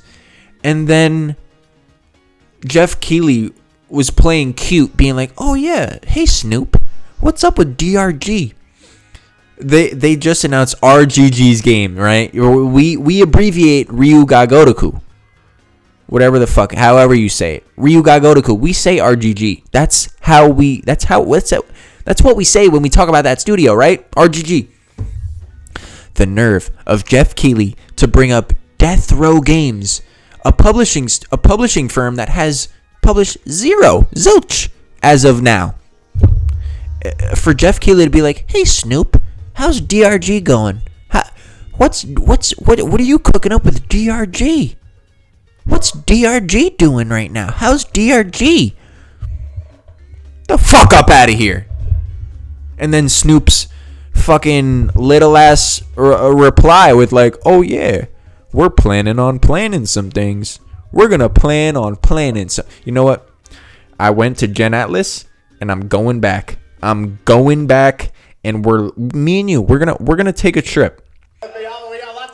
No. I want to see Snoop Dogg. Yeah, bring this fucker out. Bring this dumb motherfucker out. I hate Snoop Dogg. Oh, Snoop!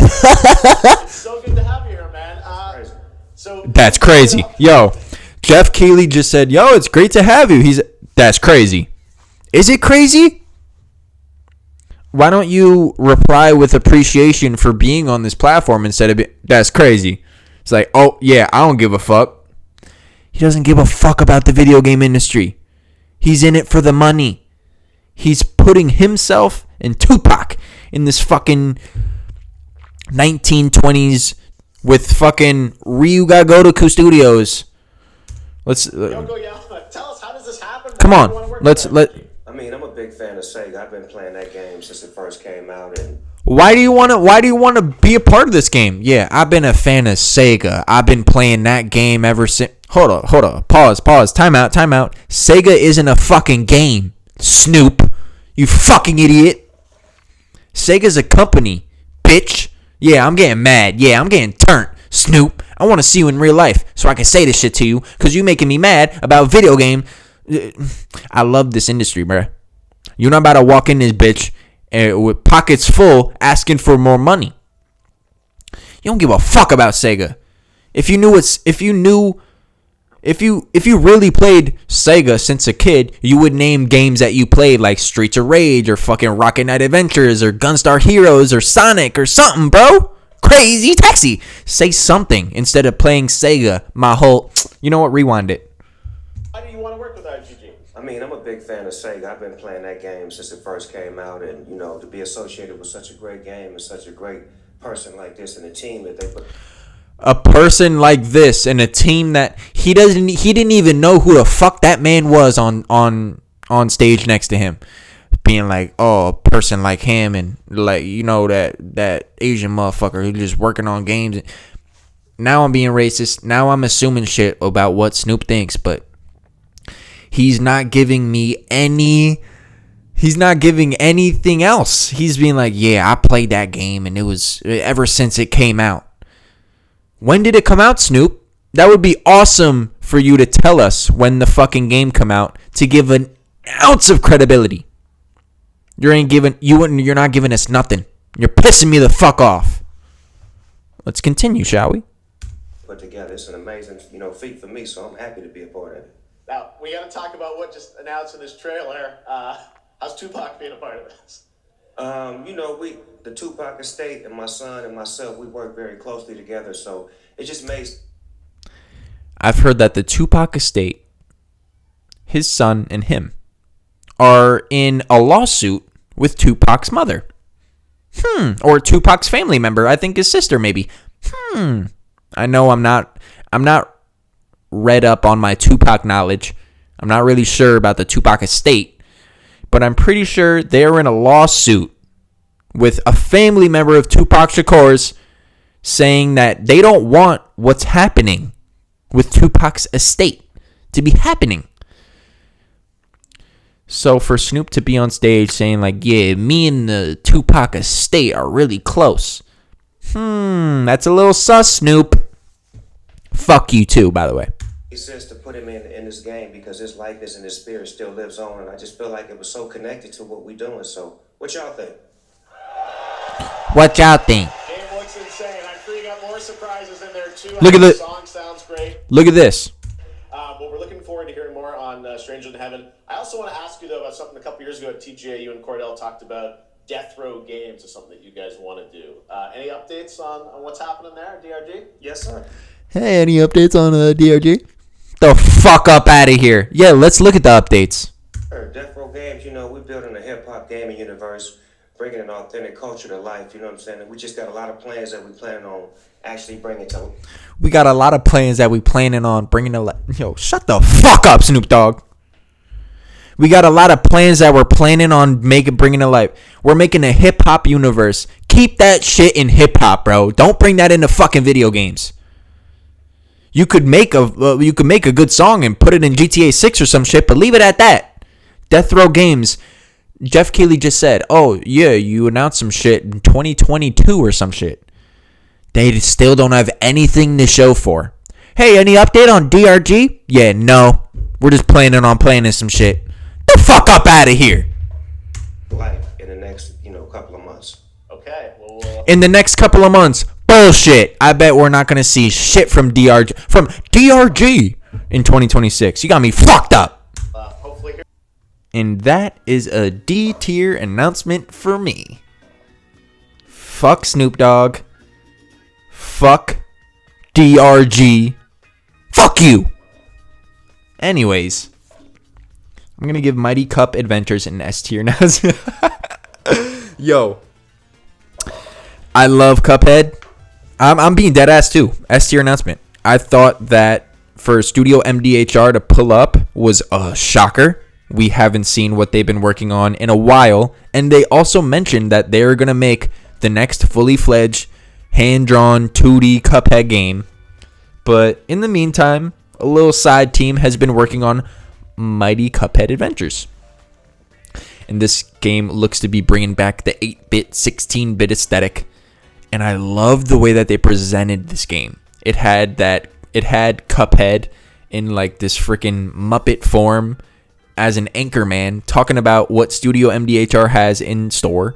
They first talked about, that 2D hand-drawn game that they haven't shown us yet, but we know that it exists.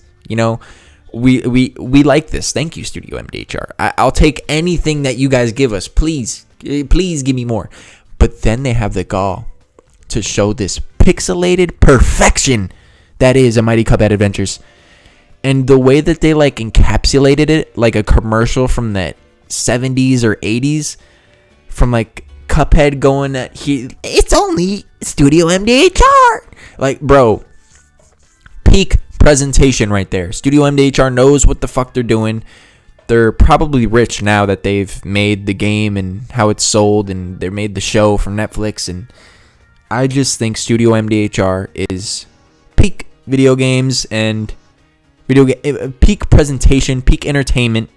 I love everything that they put their hands on, and I'm gonna get this game as soon as it comes out. I think it's next year, but I loved every second that I saw from it. And yeah, a Mighty Cuphead Adventure is an S tier announcement for me. Now, another D tier announcement is Among Us: A Story on Guard. I don't even know. Is this like a TV show? Was this a show announcement? Was this a game? Everything Among Us, though, I'm too old for this shit. I'm not gonna lie. I'm too old for it. It's not for me. Something else that isn't for me, Guild Wars 3. I'm going to give it a C tier, though, because this is an MMO, right? We don't be getting MMO announcements at Summer Games Fest out showcases like this, so I'll throw them a little bone. It wasn't a D tier. I was checked out when they were talking about this, but I know that for some people, that was hitting. That's why I also gave Gen Atlas a C instead of a D, because I know that that's an S tier or an A tier for some people. But this is my list. All right? Guild Wars 3 gets a C. It wasn't terrible. It was just a C, Stranger Than Heaven, though, that was terrible. Among Us, On Guard, I almost threw up when I seen it. Nah, I'm playing. I was just kind of annoyed, fuck, why is this taking up space? What's happening right now? I don't want to look at this. Fuck. And I know for fucking my little brother and his little friends, they're probably A tier, S tier, but not for me, man. It's a D tier. All right, now we're going to go in the order in which these are displayed to me, because I just wanted to get the D tiers out of the way. There might be another one, I'm not going to lie. Looking at this now that I'm seeing it, no.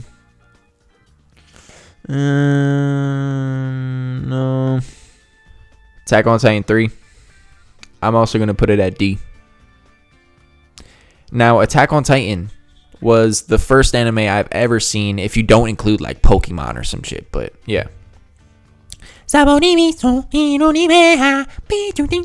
Yo, that shit was peak when I first seen it. Like, the first season was fire, but I never got a chance to see the second or third season. And I know that the video game interpretations of this franchise or this series is sort of like a Muso, but I kind of checked out as soon as I see Attack on Titan. I was like, ah, shit, another fucking video game Attack on Titan interpretation. Like, can we? I know these games probably sell well. They're making a third one, but I don't give a shit. And you know what? I don't give a shit if you broke your elbow. Nah, I don't give a shit if you were excited about Attack on Titan 3. Because you probably smell bad if you are. Nah, I'm playing. That's mean. That was really rude.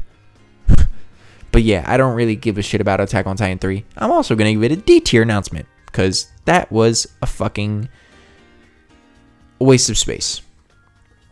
Any other D tier announcements? Let's get this out. Nah. Let me just go with Blood Message. I'm going to give this a B. And I know that a lot of people are excited about this game. I've heard that in motion, if your hands are on the sticks, this game presents like an A or an S tier announcement. I've heard a lot of good things about this through coverage, and shout out my boy Nate.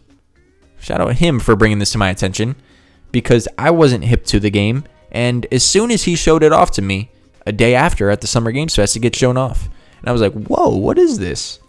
And then I seen it was Blood Mess. I'm like, okay, that's what Nate was talking about. Okay, I see you, bro. Clack it. But yeah, seemed kind of like a Muso, but like had that camera perspective that differed from certain Musos. I don't know who's making Blood Message. I forgot about. I think it's the people who made. No, I'm not even gonna say it because I don't. But yeah, Blood Message looked great, but it didn't really look like my type of thing, and so I'm giving it a B instead of an A or an S. And yeah, that's Blood Message. We have a ton more to get through, so let's rapid fire these shits. Hex. I'm not gonna lie, I don't remember what this was. I remember it having some type of like cube stuff, kind of like the storm in like Fortnite, but like cubes were sprouting from the ground, and just as like the circle getting smaller, the cubes were siphoning from the ground and going up. And I don't know what it is, and I think it's a first-person shooter, but I'm gonna give it a C because it had some cool sci-fi UI and shit, but it's probably not for me, and I'm probably not gonna play it, so I'm giving it a C. The Last Ronin, I'm also gonna give a C. And I know that if they showed gameplay and if it looked great, then obviously it would have been a better announcement. But this is Platinum Games. They're working on a Teenage Mutant Ninja Turtles again. Remember Mutants in Manhattan? I do. I remember my brother getting that on PlayStation 4, and I enjoyed that game. I don't give a fuck what anybody else has to say. I know it's mid, it's fucking shitty, it's repetitive, it's fucking like mindless, and you know what? I haven't played it in a while, so maybe those things are true, but I adored the cell shading art style. I thought that the Platinum Games, the character action hack and slash combat was there. It wasn't bad. It wasn't terrible. Like games like The Legend of Korra and Teenage Mutant Ninja Turtles Mutant in Manhattan began a lot of hate. And I'd like to differ from that. I think those games were pretty good. But I'm giving The Last Ronin a C just because we didn't see shit from it. We just seen that it was an announcement, And it could be cool. The potential. It has potential. And I'm pretty sure that Amy Hennig is working on this game, out of all people. The person who made Uncharted, not made it, but she shepherded it until Uncharted 4 when she got scrapped, and Neil Druckmann and damn, I forgot that other guy's name. He's working on that one game, Coven of the Chicken Foot. I forgot your name, dude, but you're working on that game and it looks really cool. but they saved Uncharted 4, and what I don't think Amy Hennig has shipped a game since Uncharted 3, so fingers crossed that she, ships The Last Ronin. The concept is supposed to be really cool. I know there's a comic book series about, I think this is the red one. Leonardo Ronaldo? No, not Ronaldo. Fucking, it starts with a R. I know that. Donatello, Michelangelo, Raphael. Fuck. Maybe this is a Raphael story about like the Teenage Mutant Ninja Turtles died and Raphael is the last one, and I don't know. This could be cool. I'm not hip to TMNT comics, and we didn't see shit from it, but I love Platinum Games. I really want them to stay afloat, and the concept is cool, but I'm giving it a C because we didn't see shit from it. Now, Crossfire. I'm going to give this one a B, because it seemed like once they started it up, they introduced it with like, oh, this one team, like Moon Orbit or whatever the fuck it was called, and Naughty Dog was developing. I was like, whoa, what the fuck? You got my ears perked up. You said Naughty Dog, what? I'm hard as a rock underneath this desk. But then I seen the game and I was like, third person cover shooter military, not really excited about it. I mean, I'm not gonna be against it, but it's not like, yeah, this is what I'm fiending for. And then they were showing off and they were touting like, ooh, our I think they were embracing AI with this new technology about how the character like touches and feels the barriers of like the covers, and how it adapts to each cover based on terrain, and see it's the technological shit that I'm not really looking for in my games, that I don't really give a shit about, that were shown off and that were highlighted within Crossfire. Didn't blow me away, but it was pretty cool. Wasn't bad at all, but that is what it is. I don't really have much else to say from that, but yeah. What is it? Gundam Rogue Orbit. This game kind of looked cool. I'm not gonna lie. If I could like order these, yeah, I would put. Oh, I didn't know I could order them. Damn. I would probably put. I should have ordered all of the rank. Damn, that's my fault. My bad. Gundam Rogue Orbit, I'm gonna give a B as well. I'm not into Gundam at all, but this game looked cool. It looked good. It looked actiony. It looked cool. I don't have much else to say. It looked cool. That's what I'm gonna give it. Virtua Fighter Crossroads. I'm running out of B room, but I'm also gonna give this a B. Virtua Fighter Crossroads. I know I'm blocking off Crossfire. I'm sorry, but Virtua Fighter Crossroads kind of blew me away. It had a story mode, and this is a fighting game. Virtua Fighter 6 Crossroads. The single player mode looked really cool, and I'm not putting it an A because it's a fighting game and I suck at those, but this kind of intrigued me a lot.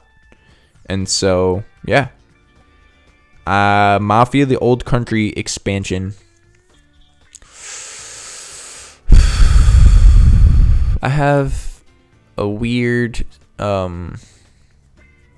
I never played The Old Country. Let me get that out of the way. I never played The Old Country. Never played 3. Never played 1. I have a really soft spot for Mafia 2, which makes me want to revisit the whole franchise. I think I bought it on Xbox, like the whole collection of the 1 remaster, which looks awesome, by the way, and 3 definitive edition. Never got The Old Country, though. I really wanted to, but just never got the time to get it. And I didn't really see much from the expansion. I wasn't really tuned in, but I'm gonna give that a B as well. I'm gonna give it a B. Oh, the B's expand. Oh, I like that. Good. I'm going to give it a B just because shout out Mafia. I've heard the old country's really good. And so, yeah. But like I said, I wasn't really tuned in to the expansion, the announcement of it, and I don't really think they showed a lot, but I could be wrong. Saw, whatever the fuck, the subtitle, I'm going to give it a C.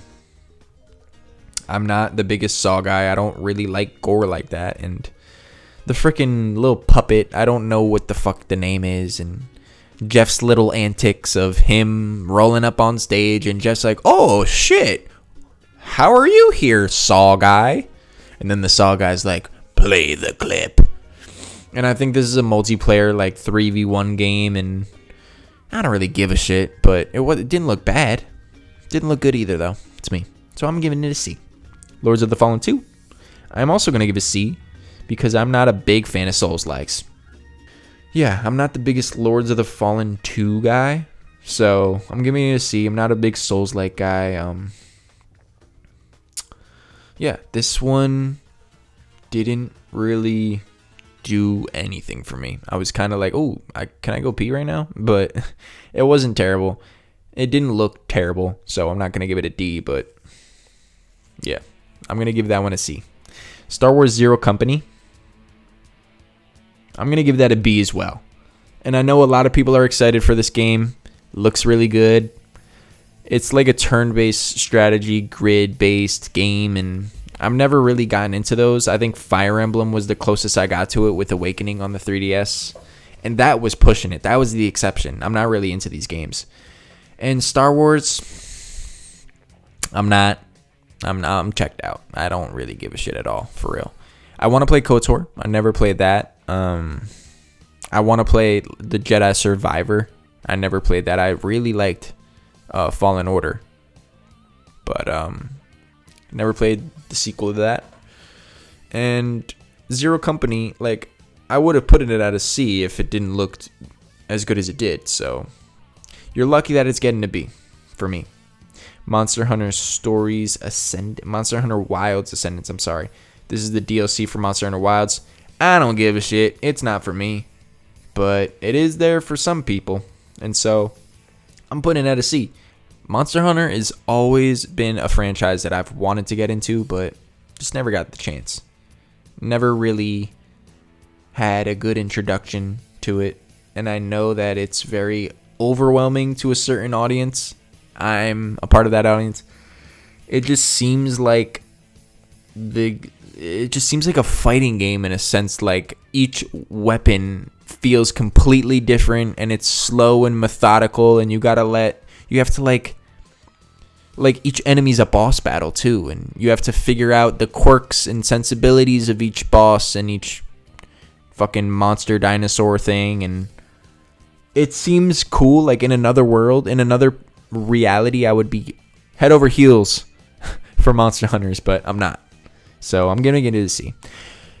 1666 Amsterdam. I'm gonna give this one an A. It blew me away. It didn't have me doing the holy shit, what the fuck is this? But it was like, whoa, wow, this is awesome. And I think this was a person that made Assassin's Creed back in the day. And I think these people branched off to do this type of witch hunt story. And I know that there was rumors that there was like a Salem type of Assassin's Creed game. And I hope that this isn't that. But yeah, I really enjoyed what I've seen of this game. I liked the aspect of the witch hunt. Like I said, we didn't really see much action. But when we did see the action, I was like, okay, I was impressed. I was like, this looks good. This looks great even. I liked how there were a lot of cats in the trailer. I'm a big cat guy, if you didn't know. I really liked the setting. I liked the protagonist, how it's like condemned for a woman to be a strong, independent person in this time. And so for a game to be headlining at 1666 Amsterdam, I just noticed the 666, the devil shit. There was a lot of demonic aura within the game, and I like that. So this really blew me away. It didn't give me Mighty Cuphead Adventures vibes, but I really enjoyed it a lot. I really, really enjoyed that. So I'm going to give it an A. How do you feel, though? Type it down in the comments. What did you feel about 1666 Amsterdam? What did you feel about any of these games listed? Moving on, we have Hot Wheels Infinite Rush. I'm going to give this one a C. Just because I like racing games, but I don't at the same time. I like kart racers. I like foot racers. If you just seen the Rayman Legends Retold stuff that I was talking about in the State of Play, Rayman Arena. We think about you a lot, man. I love that game to death. Sonic R is another racer that I enjoyed back in the day. That was way before my time. I shouldn't have been playing that game at the age that I was. There was a PSP game, a Sonic racing game too, that I really enjoyed, but I don't really know a lot of foot racers other than those two. But yeah. Infinite Rush seems to be doing the Horizon thing, though, that Forza was doing. It was like an open world, let's race, but also let's just fuck around in this world. And so that could kind of be cool. Hot Wheels. The concept of a Forza Horizon game in the Hot Wheels universe could be actually sick, now that I think about it. But let's be honest, I'm not going to play that game. So I'm going to give it a C. I want to give it a B, but I'm going to give it a C. Actually, you know what? I'm going to give it a B. Because the concept of a Hot Wheels open world racing game could be really dope. And I'm going to give Clutch a C. Because that looked like a mediocre racing game that I didn't really give a fuck about. I kind of checked out. And I kept referencing that this is Clutch in my live stream. Just because I remember them like addressing again and again that this is Clutch. I know I have a lisp. I can't say the CHs without saliva building up in my mouth. Fuck. Alright, now you know I have a lisp, okay? I have to like swallow all my spit in my mouth for me to say clutch without it freaking... And it still sounded bad. Damn it. You know what? I'm going to give Clutch a C. Because of the name. No, it's not because of the name. It's because it's a racing game. And I know that there was a narrative that people were like, yo, this game kind of like put me on. And it's not for me, man. I don't give a fuck. So I'm going to give it a C. Another game that I don't give a fuck about is Power World. But I'm also going to give it a C because I know people like it and Alright, now I'm being really reductive and like stupid. So let me actually lock in and talk about why I don't give a fuck about Power World. And it's because of the game's structure. It is also like a survival like builder type of game, and if this game had structure in the way of like the waypoints and like a narrative and, you know, a reason or a motivator to like keep going, then I would have tuned into Power World, and I really wanted to like it just because of how close it is to Pokemon, and I adore Pokemon. Not like most of you who freaking geek out over every announcement, but Pokemon is near and dear to my heart. XD Eagle of Darkness in particular. That's like a side story that nobody really gives a fuck about. So that's I kind of like low-key hate Pokemon in the sense of like the mainline games because of how different they are than my favorite game of all time. But let's stop talking about XD Eagle of Darkness. I like to bring it up in any chance that I get. But yeah, Power World is going to be a C for me because I don't really give a shit. But this is the 1.0 release. Maybe I will give a shit once this comes out. But what we've seen, I wasn't really shocked by. Or I wasn't really like wowed by. It looked okay. It looked like Power World. More of that. So yeah, that's that. The Wolf Among Us 2. I'm going to give that one a B. I'm going to give that one a B because I'm not big into Telltale. I'm not big into those types of adventure games. I'm not big into the Wolf Among Us franchise. I'm not really sure what it comes from. I think there's a bunch of fairy tales that are combined into one, and they're telling like this story, and I have context from The Wolf Among Us because of my brother Gabe. Shout out him. He played that game on the Vita, I'm pretty sure. I think he had the PS3 or Vita edition of that game. And kind of caught my eye, the cell shading. Obviously, the Telltale cell shading is pretty good. Pretty good. I give it like a B tier cell shading. I would give like Jet Set Radio and S tier cell shading. I love that cell shading stuff and like Sly Cooper and shit like that. But let's not get into cell shading. The Wolf Among Us, though, that intrigued me because of the art style. But once I seen the gameplay and the choices and shit, not really my cup of tea. But I know my girlfriend would be into that type of thing, and so maybe this might deliver. I know Telltale's been gone for a while, and they promised this game, and now this is the first time we're seeing it. So I'm going to give it a B instead of a C because of those reasons that I just listed. Moving on, we have Stellar Blade Blood Rain. I'm not going to lie. This blew me away. This didn't have me out of my seat. Mighty Cup Adventures low-key did. It was really exciting for me to see more Cuphead in that pixelated style too. Oh my god. Perfection.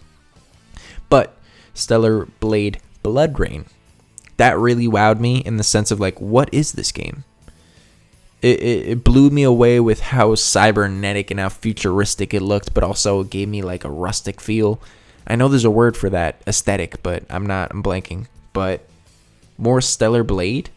Never played the first one. I know I never played any game ever. But Stellar Blade was one that I was really intrigued on playing. It's like a character action, kind of Souls-like, but not really. And the character Eve was being talked about a lot because of her physique, let's just say. And I didn't give a shit about any of that. I wasn't talking about that. Stellar Blade Blood Rain switches up the character. It's more of like a younger type of character, but I am not prioritizing the looks of my main protagonist when deciding on what to play when I sit down and play a video game. And the fact that Stellar Blade Blood Rain has a younger looking character, that's not a con to me. That's not a negative. That's just different. It's not like, oh yeah, she's younger, so I can't have sex with her. It's like, bro, get your hand out of your pants, unlock your front door, and go outside and just talk to some women, because there might be one out there that will appreciate you for who you are, and you might find someone. But because I feel like the people who are talking about this game like that really don't have any play or movement in the field of sex or engaging with the opposite sex or whatever sex you want to engage with. But holy shit, bro, are we really talking about this? The game looked fantastic, and I really liked how the hand-to-hand combat, instead of like the sword or the cybernetic weapons that Stellar Blade 1 had, and I loved what Blood Rain had to show. I really, really thoroughly enjoyed what we seen. I'm not gonna lie, that was really great. And yeah, I don't really have much to say other than that. I really liked the surprise and the suspense of like, what the fuck are we looking at, until they seen Stellar Blade. I was like, whoa, that got me intrigued. That was an A tier announcement for me. S tier, Final Fantasy VII Revelations. We knew this existed. We knew that it was a trilogy. We know that this is going to be the end of the trilogy. And we know the director was talking a lot about wanting to show it. And I was just wondering where it was going to be shown off, because PlayStation didn't show it, Xbox didn't show it, and shit, Nintendo could have shown it because of what we're going to eventually talk about with Kingdom Hearts. Oh my god. But Keighley got the Final Fantasy VII Revelations announcement, and yeah, it's peak. I don't even know how to put into words the Final Fantasy VII remake, Rebirth, Revelations. These games look too good to be true, and they play perfectly. The combination of action and turn-based combat, they've Chef's kiss. They've perfected it. This is what it should be. And I never played Rebirth. I know. I haven't even beaten Remake. I got into the sewer part, if that means anything to you guys. But yeah, I adored what I played of Remake. Rebirth is really on the top of my list for my backlog, and I really need to play and beat Remake before playing Rebirth and getting to Revelations. Maybe I will do that before Revelations comes out later in the spring, I think, of next year. Day and date Switch, Xbox, and PlayStation release, by the way, which is crazy to have Switch 2 day and date with the rest of the consoles. I tip my hat to Square Enix for porting those games and doing such a good job with them. Let's talk about Revelations specifically, though. That one character, I don't know the name of him, but that one dude with like the mask over his mouth and shit, he looked badass. His gameplay looked cool, actiony, awesome.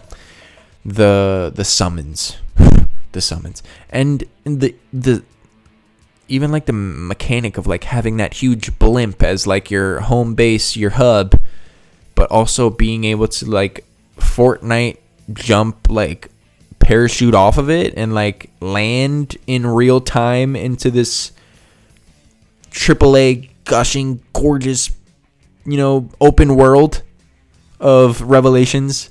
It looks too good to be true, and I know they're going to execute, and I know they're going to land the plane, and I'm just stoked. And it's an S tier announcement. Even for me, someone who hasn't played the original, not into turn-based combat, I just adored what I played of Remake. I'm not sure why. It was just timing. It was life during that time. I fell off of it, and I suck at picking games back up where I left them off. That's really why I don't finish games, is because I really hate revisiting a game and then having to acclimate for like an hour or two, and if I don't acclimate, I'm like, yo, fuck this, I'm done. I'm either gonna replay it to its entirety, or I'm not gonna play it. And so I didn't get a chance to revisit Remake, but Revelations looks peak. I did not mean to have a voice crack there, but it happened, so let's move on. Blood of the Dawnwalker, we know this. I'm going to give it a B, just because it's not my type of thing. It's the people behind The Witcher 3 in particular, and so it's going to be expansive. I like the vampire aspect of it. I like the choice and consequence. I like the 30-day concept of, yo, every action you do like moves the story ahead, and it's highly replayable because of it. But we already knew this game existed. We knew the date. It was just more of it, and so I'm giving it a B. Now, the Street Fighter 6 DLC characters, mainly Tifa. I'm going to give that a B as well, just because it's Tifa. Every other character I'm not really privy to. I can't even read that. All I'm thinking about is Tifa and Street Fighter 6. That's cool. I know that Tekken 8 got the Final Fantasy 16 character, if I'm not mistaken, the main protagonist from that game. So I was kind of expecting Tekken to get Tifa. Tekken and Tifa, that just rolls off the tongue. But Street Fighter 6 got her. I know a ton of people are very excited, whoever plays that game, but I don't, and I suck at fighting games, so yeah. The last game, RuneScape Dragon Wilds, I'm going to give it a C, just because it's not really for me, and I've never played RuneScape. I'm going to play RuneScape, and Dragon Wilds doesn't look like RuneScape to me. It looks like a mid open world survival crafting friend slap game that isn't for me, and so I'm gonna give that a C. Isn't for me, gonna give it a C. And so yeah, that is the Summer Games Fest tier list. Let me recap. In S tier, we got A Mighty Cuphead Adventure and Final Fantasy VII Revelations. Chef's kiss. A tier, we got 1666 Amsterdam and Stellar Blade Blood Rain. Those were really cool surprises for me that I didn't expect, and they really blew me away. For the B tier, we got a chunk of games. Virtua Fighter Crossroads looked really cool for a fighting game. The single player looked dope. the Mafia of the Old Country story expansion, Gundam Rogue Orbit, Alien Isolation 2, Blood Message, Crossfire, Resident Evil Veronica, Star Wars Zero Company. I understand that every single game that I just listed could be A or S for certain people. Not for me, though. They're going to be B tier announcements. Hot Wheels Infinite Rush, also B tier. Tifa in Street Fighter 6, B tier. The Wolf Among Us 2 also could be an A or an S for people, but I'm going to give it a B for the things that I said previously when I was talking about it. And Blood of the Dawnwalker at B. C, Gen Atlas. Fight me in the comments. Let's do it. Guild Wars 3, Hex, I don't even know how to pronounce it. The Last Ronin. You know, fight me in the comments. Let's go. It had a cool concept, and if you're not hip to what the comic has in store, then you're just scratching your head like, Teenage Mutant Ninja Turtles and Platinum Games again? And that's where I'm at, so I'm gonna give it a C.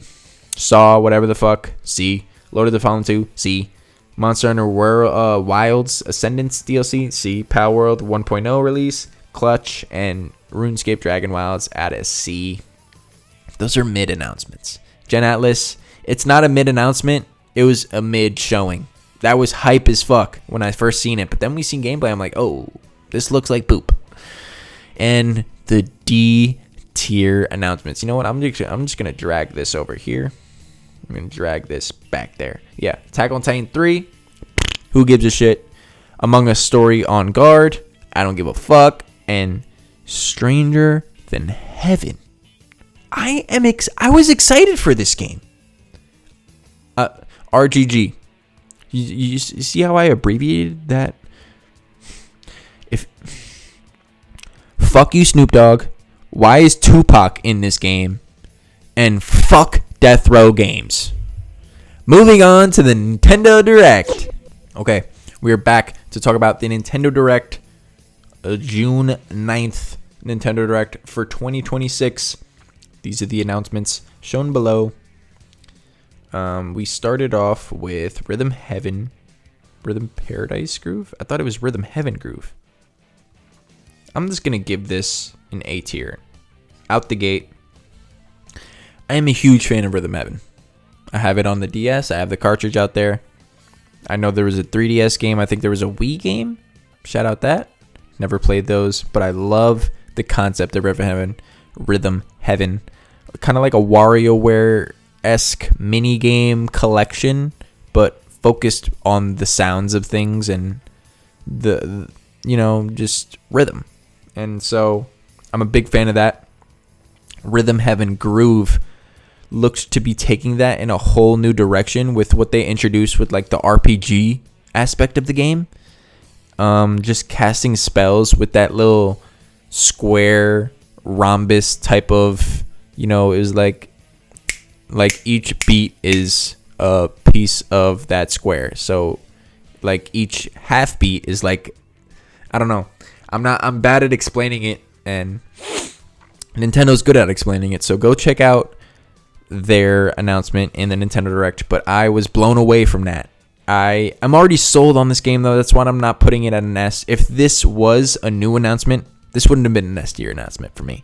But the fact that they showed off that RPG aspect of it really sold me. Like, damn, I'm going to get this day one. Like, it's only $40 too, so Rhythm Heaven Groove, A announcement for me. And I think we got into Onimusha, Way of the Sword. I'm going to give this a B tier announcement.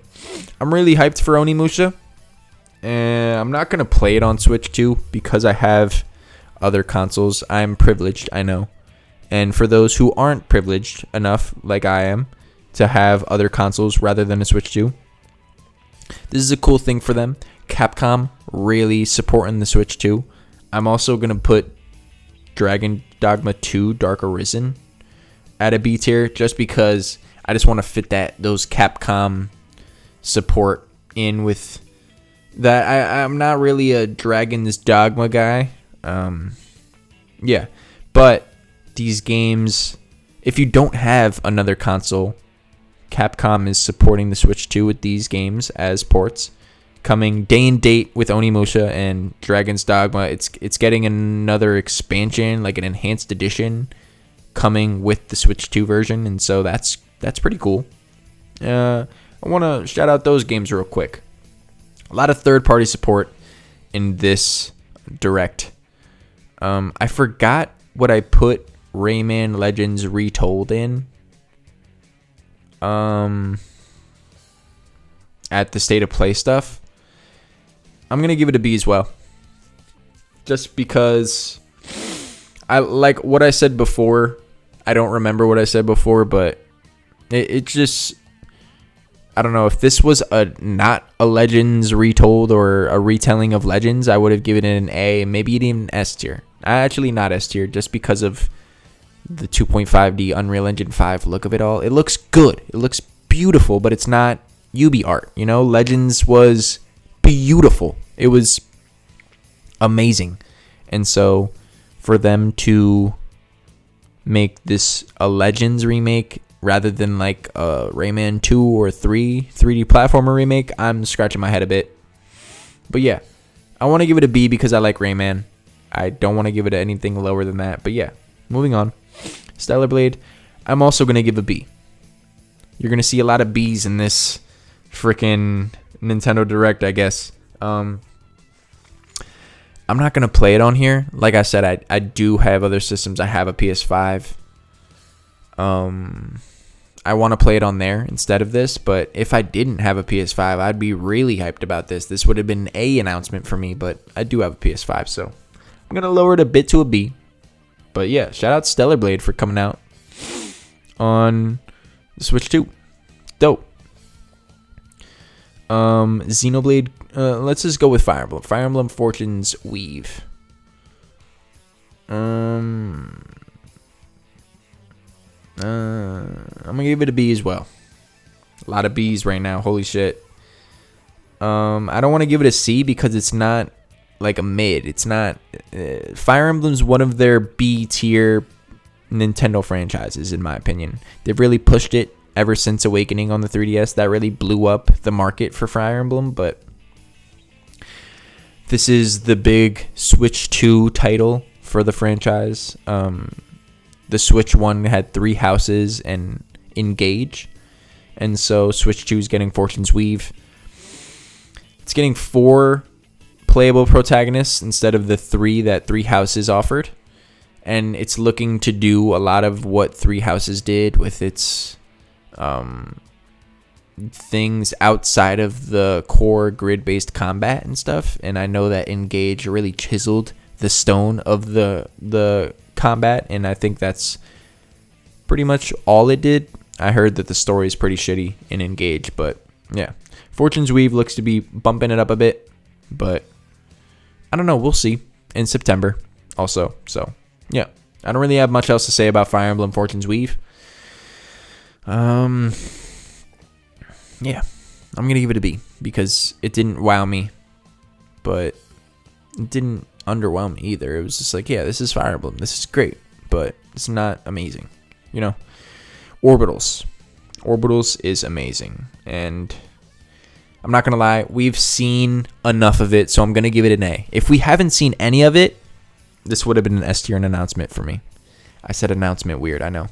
Orbitals, we got a date. It comes out the same day as the Blood of Dawnwalker, September 3rd. I'm gonna be there day 1, me and my girlfriend. I don't give a fuck about what she's doing that day. We're playing that game. I don't care if her leg gets eaten by an alligator. I don't care if my arm gets fucked up by an alligator. I'm gonna find a way to play Orbitals. I love this game. I love these types of games. I love how like the screen is split down the middle and you're on here and I'm on here and we're working together in conjunction to figure out how to progress.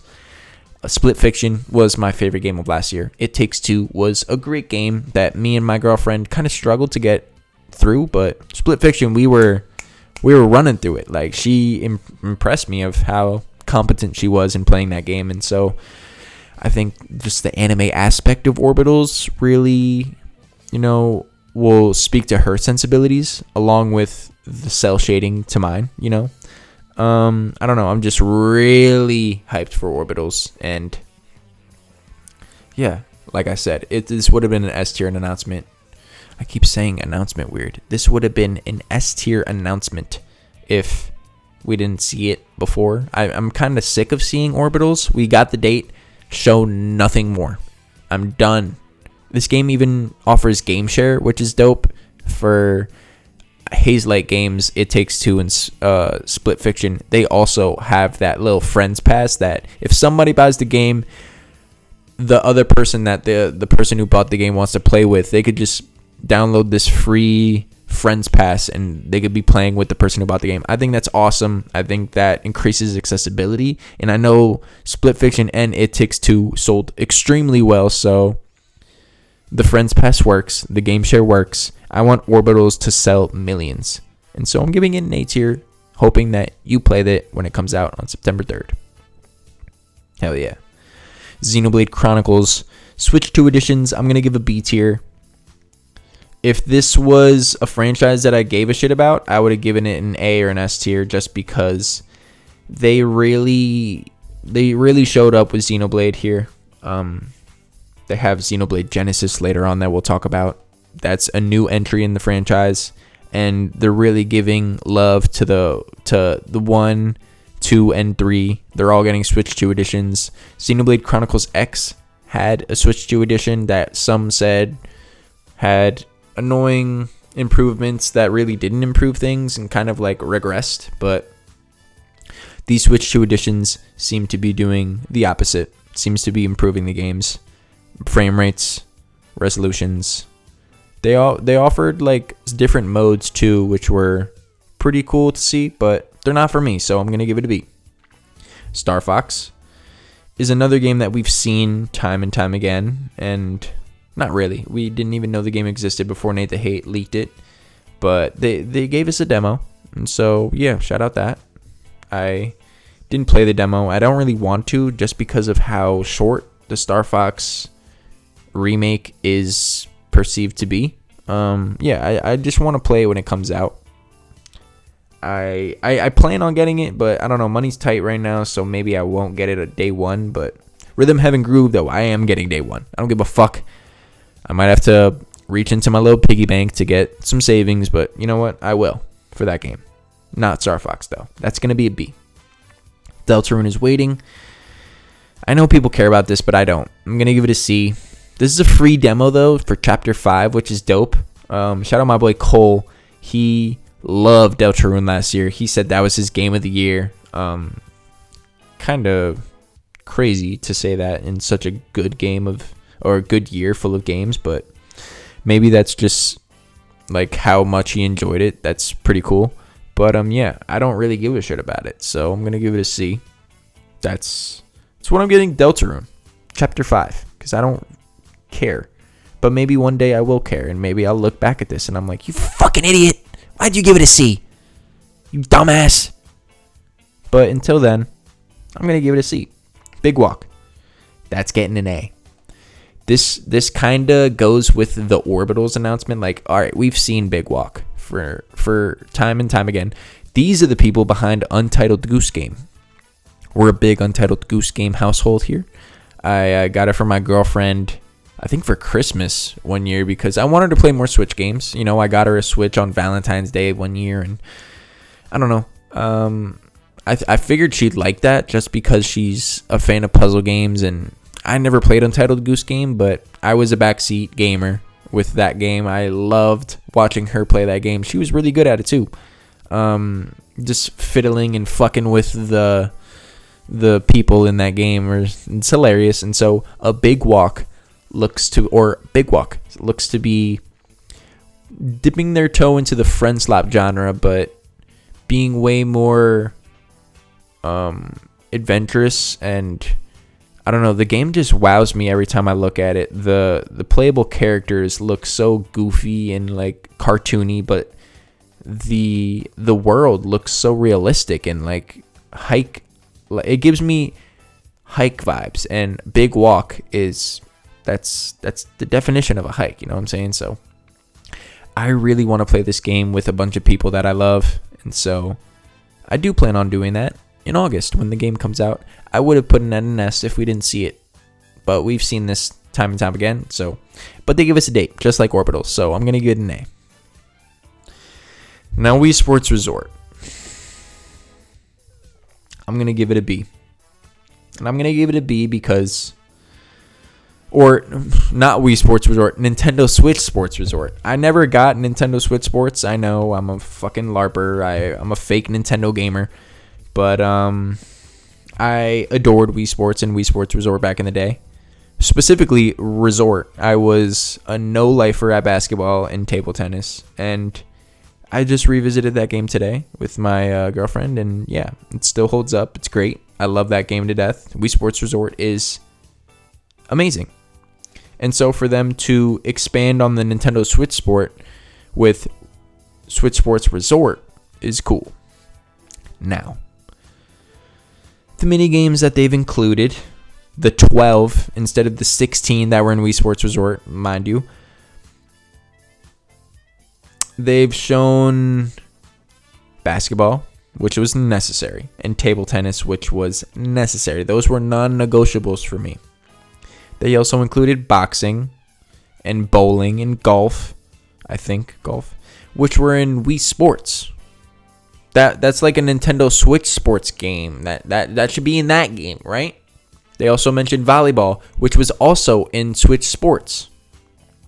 Now, there were certain mini games in Wii Sports Resort that were also in Wii Sports, like golf, I think. And I think that was it. Let's go through the games in Wii Sports, right? There's 5. Tennis, baseball, bowling, golf, and boxing. Yeah, I'm pretty sure golf was the only one in Wii Sports Resort. Now, Nintendo Switch Sports, I know they had bowling, I know they had volleyball, and those 2 games are being brought to Switch Sports Resort, and I'm scratching my head, like, can y'all leave those there and like add new mini games to Switch Sports Resort?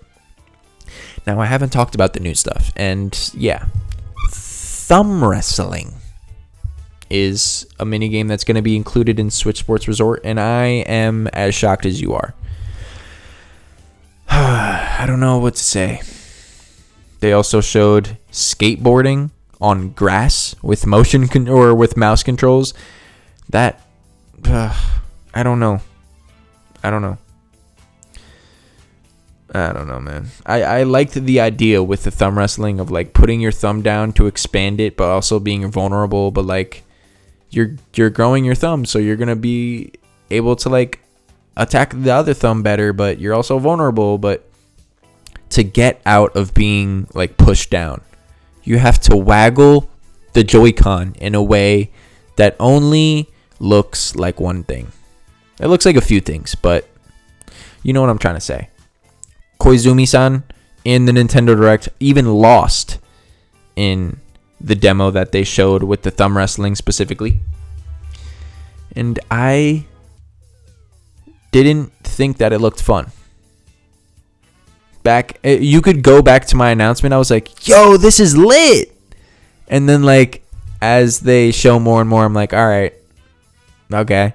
I said that it looked cool at the time, but that's just my Nintendo, bias speaking.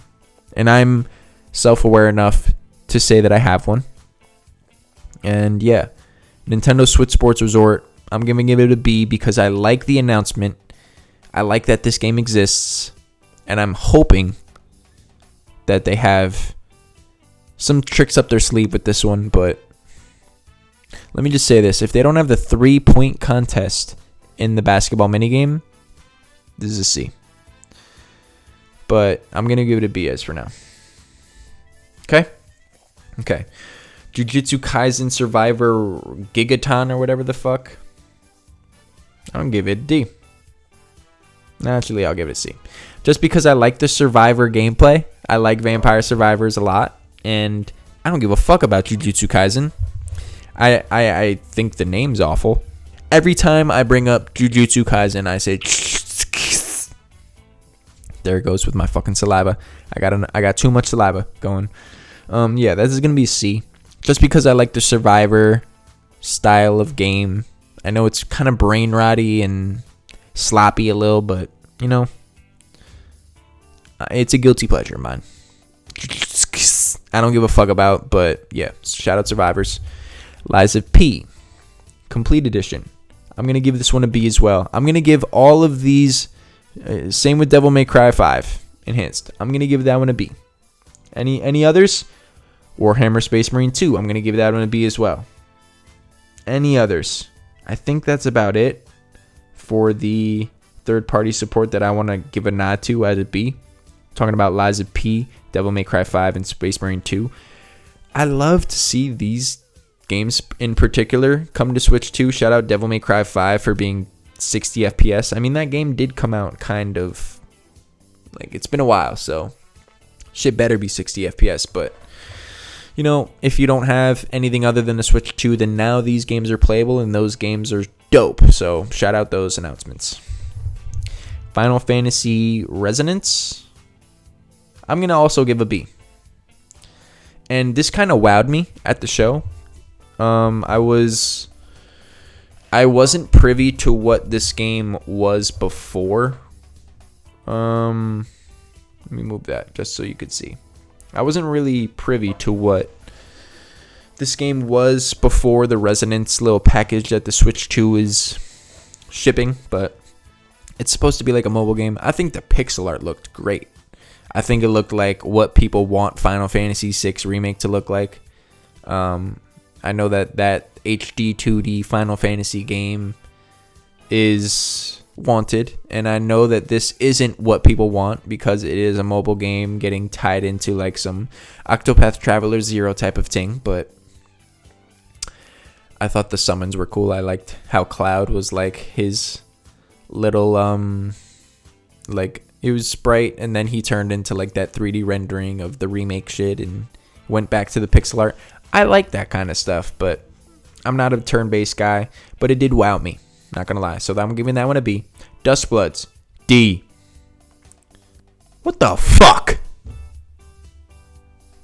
I'm giving Dustbloods a D because this could have been an A or an S tier announcement, but they showed this game off as a Nintendo Switch 2 exclusive when the Switch 2 was being shown off for the first time ever. From Software, Nintendo Switch 2 exclusive. Get hyped. They shown off some crazy world, very similar to Bloodborne. Everybody's hyped. They think this is a sequel, but no. This is the Dustbloods.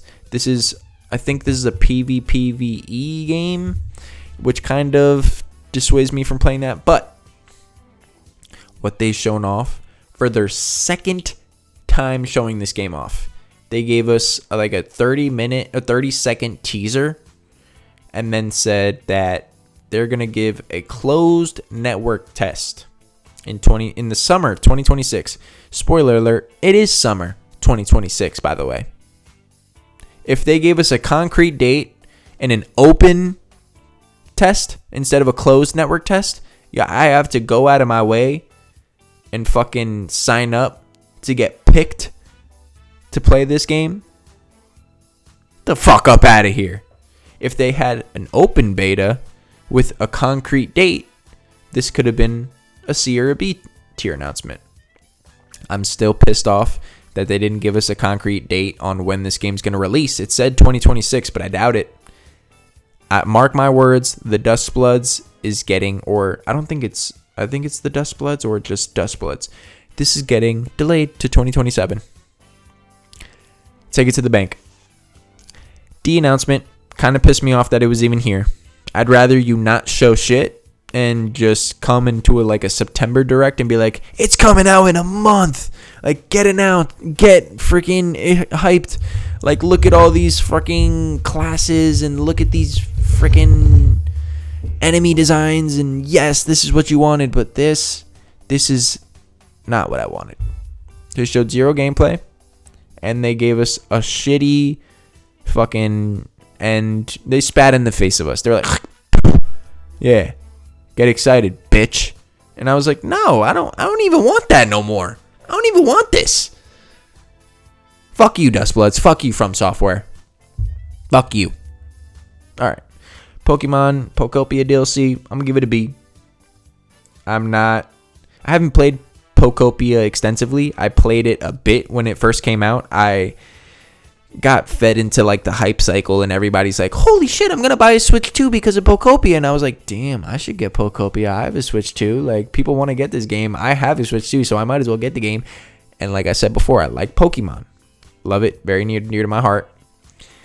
But I'm not the Animal Crossing type of Dragon Quest builders kind of guy. And so that kind of dissuaded me from still going. I seen the tendrils. I seen checking in. I seen doing your checklist type of stuff. And, this new environment. Look at all these other Pokemon. See, I got to where you get to Smeargle in that second section of the map. And I was like, all right, this is a lot. They're giving me electricity now. I'm kind of overwhelmed. Let me move on to something else. And so I haven't touched back into Pokemon Pokopia, but I know a lot of people love that game to death. And the Bubbly Bassin, the expansion 1, I think they highlighted 3 expansions within the expansion pass, and Bubbly Bassin, they're going underwater with it. Seems pretty cool. Cool idea. There's going to be underwater Pokemon that are venturing with you. I like the premise. But yeah, it's not for me. Another thing that isn't for me, Dragon Quest Monsters. I'm going to give this one a C. I'm not going to give it a D because it didn't look terrible, but it's not for me, man. Dragon Quest is never been a franchise that I've gotten drawn to. I love the what is his name? Akira Toriyama, R.I.P. I love his art design. I love his drawings. I know that Dragon Quest Monsters is sort of like a Pokemon type of collectathon in terms of catching monsters, and it did the Persona thing of like fusing them together to make cooler monsters. And goddamn, I'm hiccuping a lot. But yeah, I wasn't excited about it at all. And so yeah, that's C for me. Another thing that's C for me is Minecraft. Why are we talking about Minecraft in 2026? When did Minecraft come out? Minecraft release date. This came out 15 years ago. What the fuck are we talking about the Switch 2 edition for? Oh, I know why. It's because it sells. And the Switch 2 doesn't have a native port of Minecraft, and so this is what that is. It's coming later this year. I don't give a fuck. All right? I'm tired of Minecraft. It's kind of peaceful. I enjoy playing it from time to time, but I'm not one of those sickos who just fucking live in Minecraft. I'm not Jack Black, Shout out Jack Black, but no. I am not a Minecraft guy. I missed the boat. And yeah, it's 15 years ago. What are we doing? Why are we talking about Minecraft at a Nintendo Direct in 2026? It was just a waste of space. I want to give it a D, but I'm not going to because it's such a beloved game. One thing I will give a D, though. One Piece Grand Gourmet. I don't give a fuck about this game. And I know that I was shitting on Attack on Titan. I was shitting on Jujutsu Kaisen.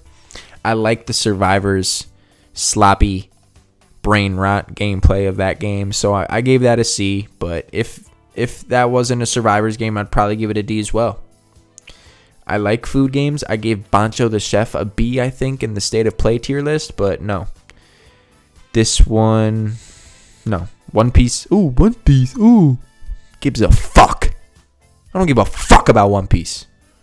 So yeah, I'm going to put it at D to infuriate people who like One Piece. Just a little idea for those of you out there who like One Piece and want to talk about it, like make a podcast.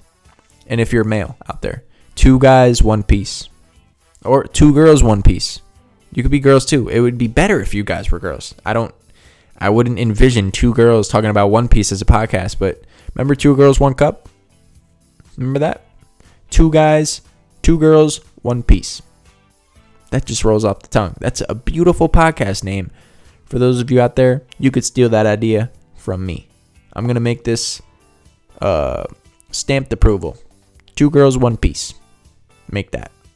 Please. I would listen. And I don't give a fuck about One Piece. I would listen. Okay. Moving on. Lords of the Fallen 2. I'm going to give this a C.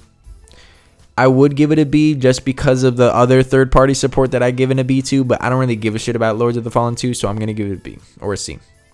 Donkey Kong Bonanza DLC, I'm also going to give a C. Just because of its... Like, you need the DLC, DK Island and Emerald Rush to get to play with this. I think that they should have given Donkey Kong a mustache. I think that the costumes are cool. I think Pauline as Luigi and Mario as Donkey Kong as Mario is sick. I like how the question blocks are in the world of Emerald Rush now, but the Donkey Kong or the DK, whatever the fuck, the shuffle, or I don't give a shit about that. I don't know what it was called. I forgot, but DK Rumble or didn't really impress me at all, but yeah. That's going to get a C announcement from me. Now, if these were unlockable costumes within the main game of DK Bonanza, I would have given a B. But they're not, so it's a C. Kingdom Hearts. The collection. It's going to get a B for me, but with an asterisk. A B with an asterisk. Just because this is a pricey collection.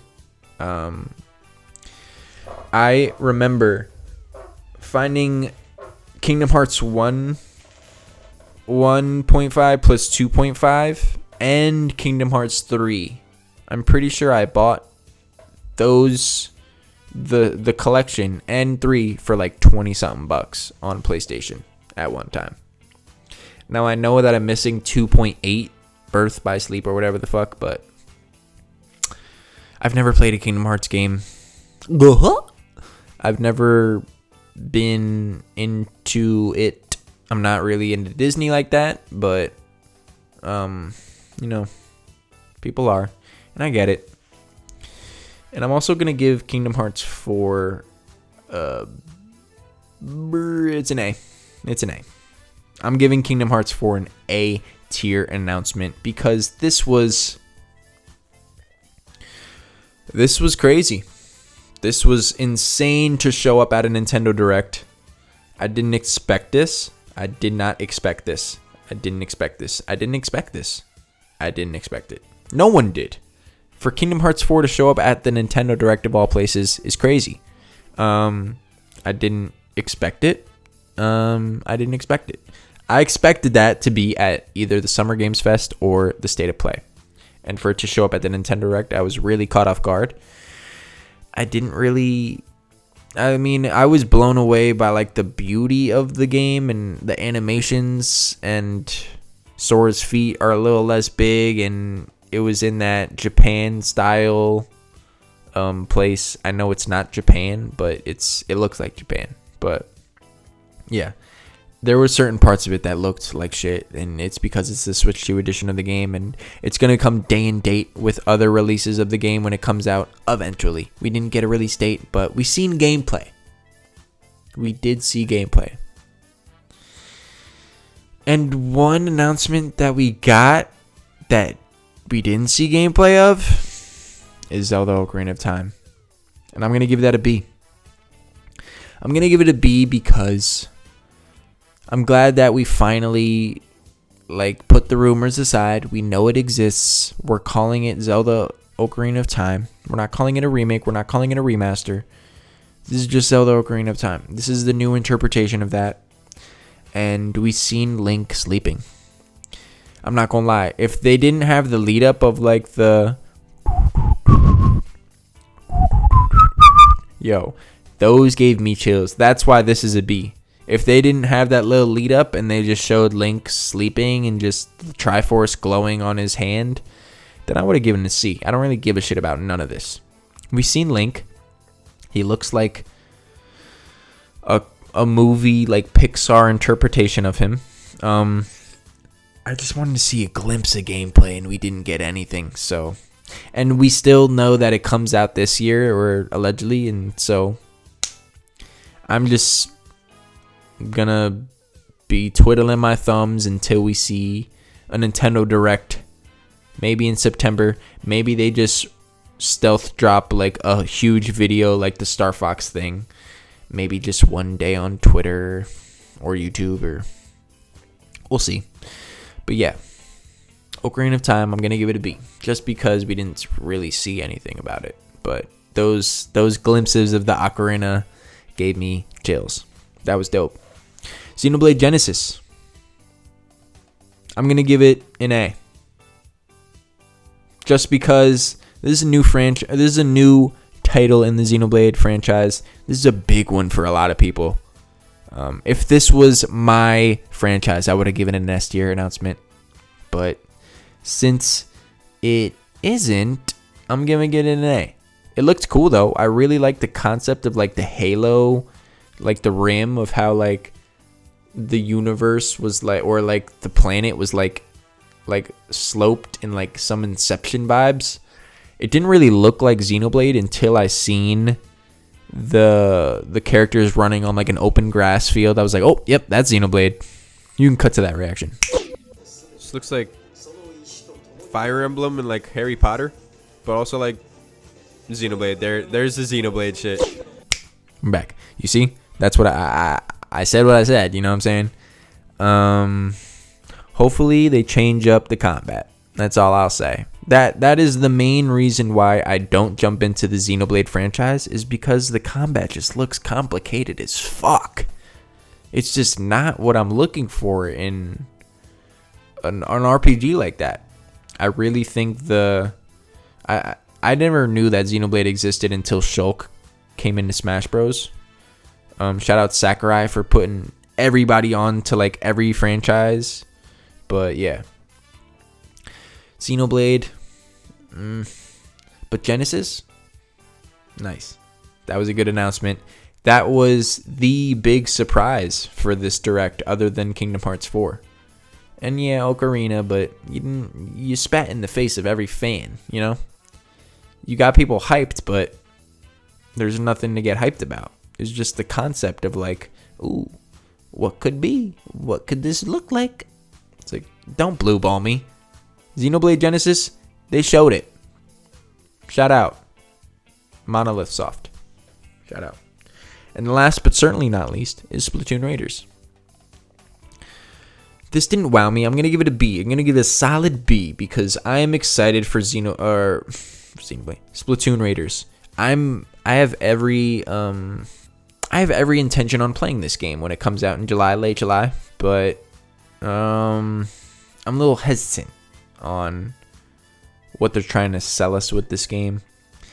I pictured this like a salmon run style horde mode-esque mini game, but no, this is like a single player. It seems like an extraction shooter. Like you get in, you get your little loot, and you get out.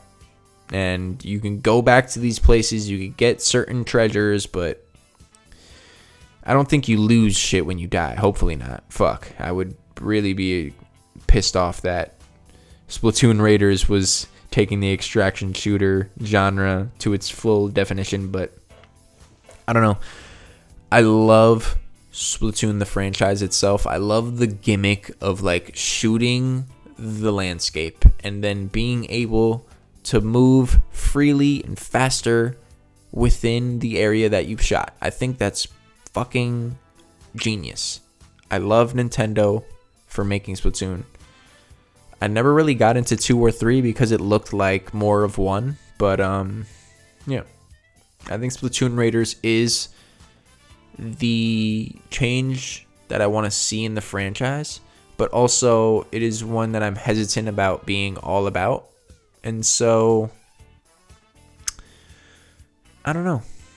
They are announcing they did announce that they're going to have a separate Splatoon Raiders Direct on June 30th. So maybe that will sell me more on the game. Maybe that will persuade me to buy it day one. Maybe it'll push me to not even play it at all. We'll see on June 30th. But yeah, this was my Feelings on the Nintendo Direct, June 9th, 2026.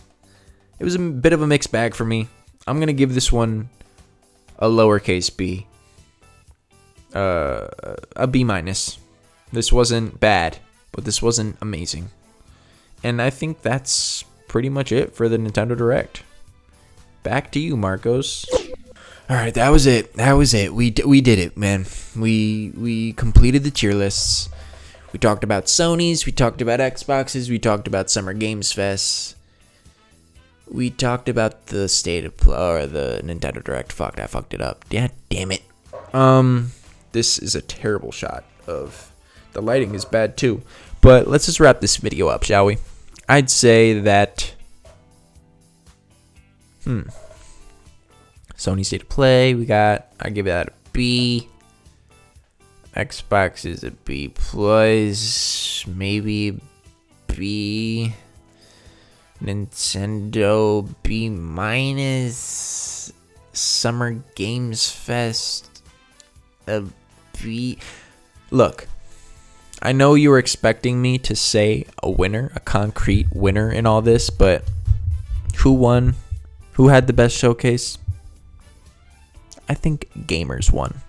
I think gamers had the best showcase. And I know that's a cop-out answer. I know y'all want me to pick Xbox, the Summer Games Fest.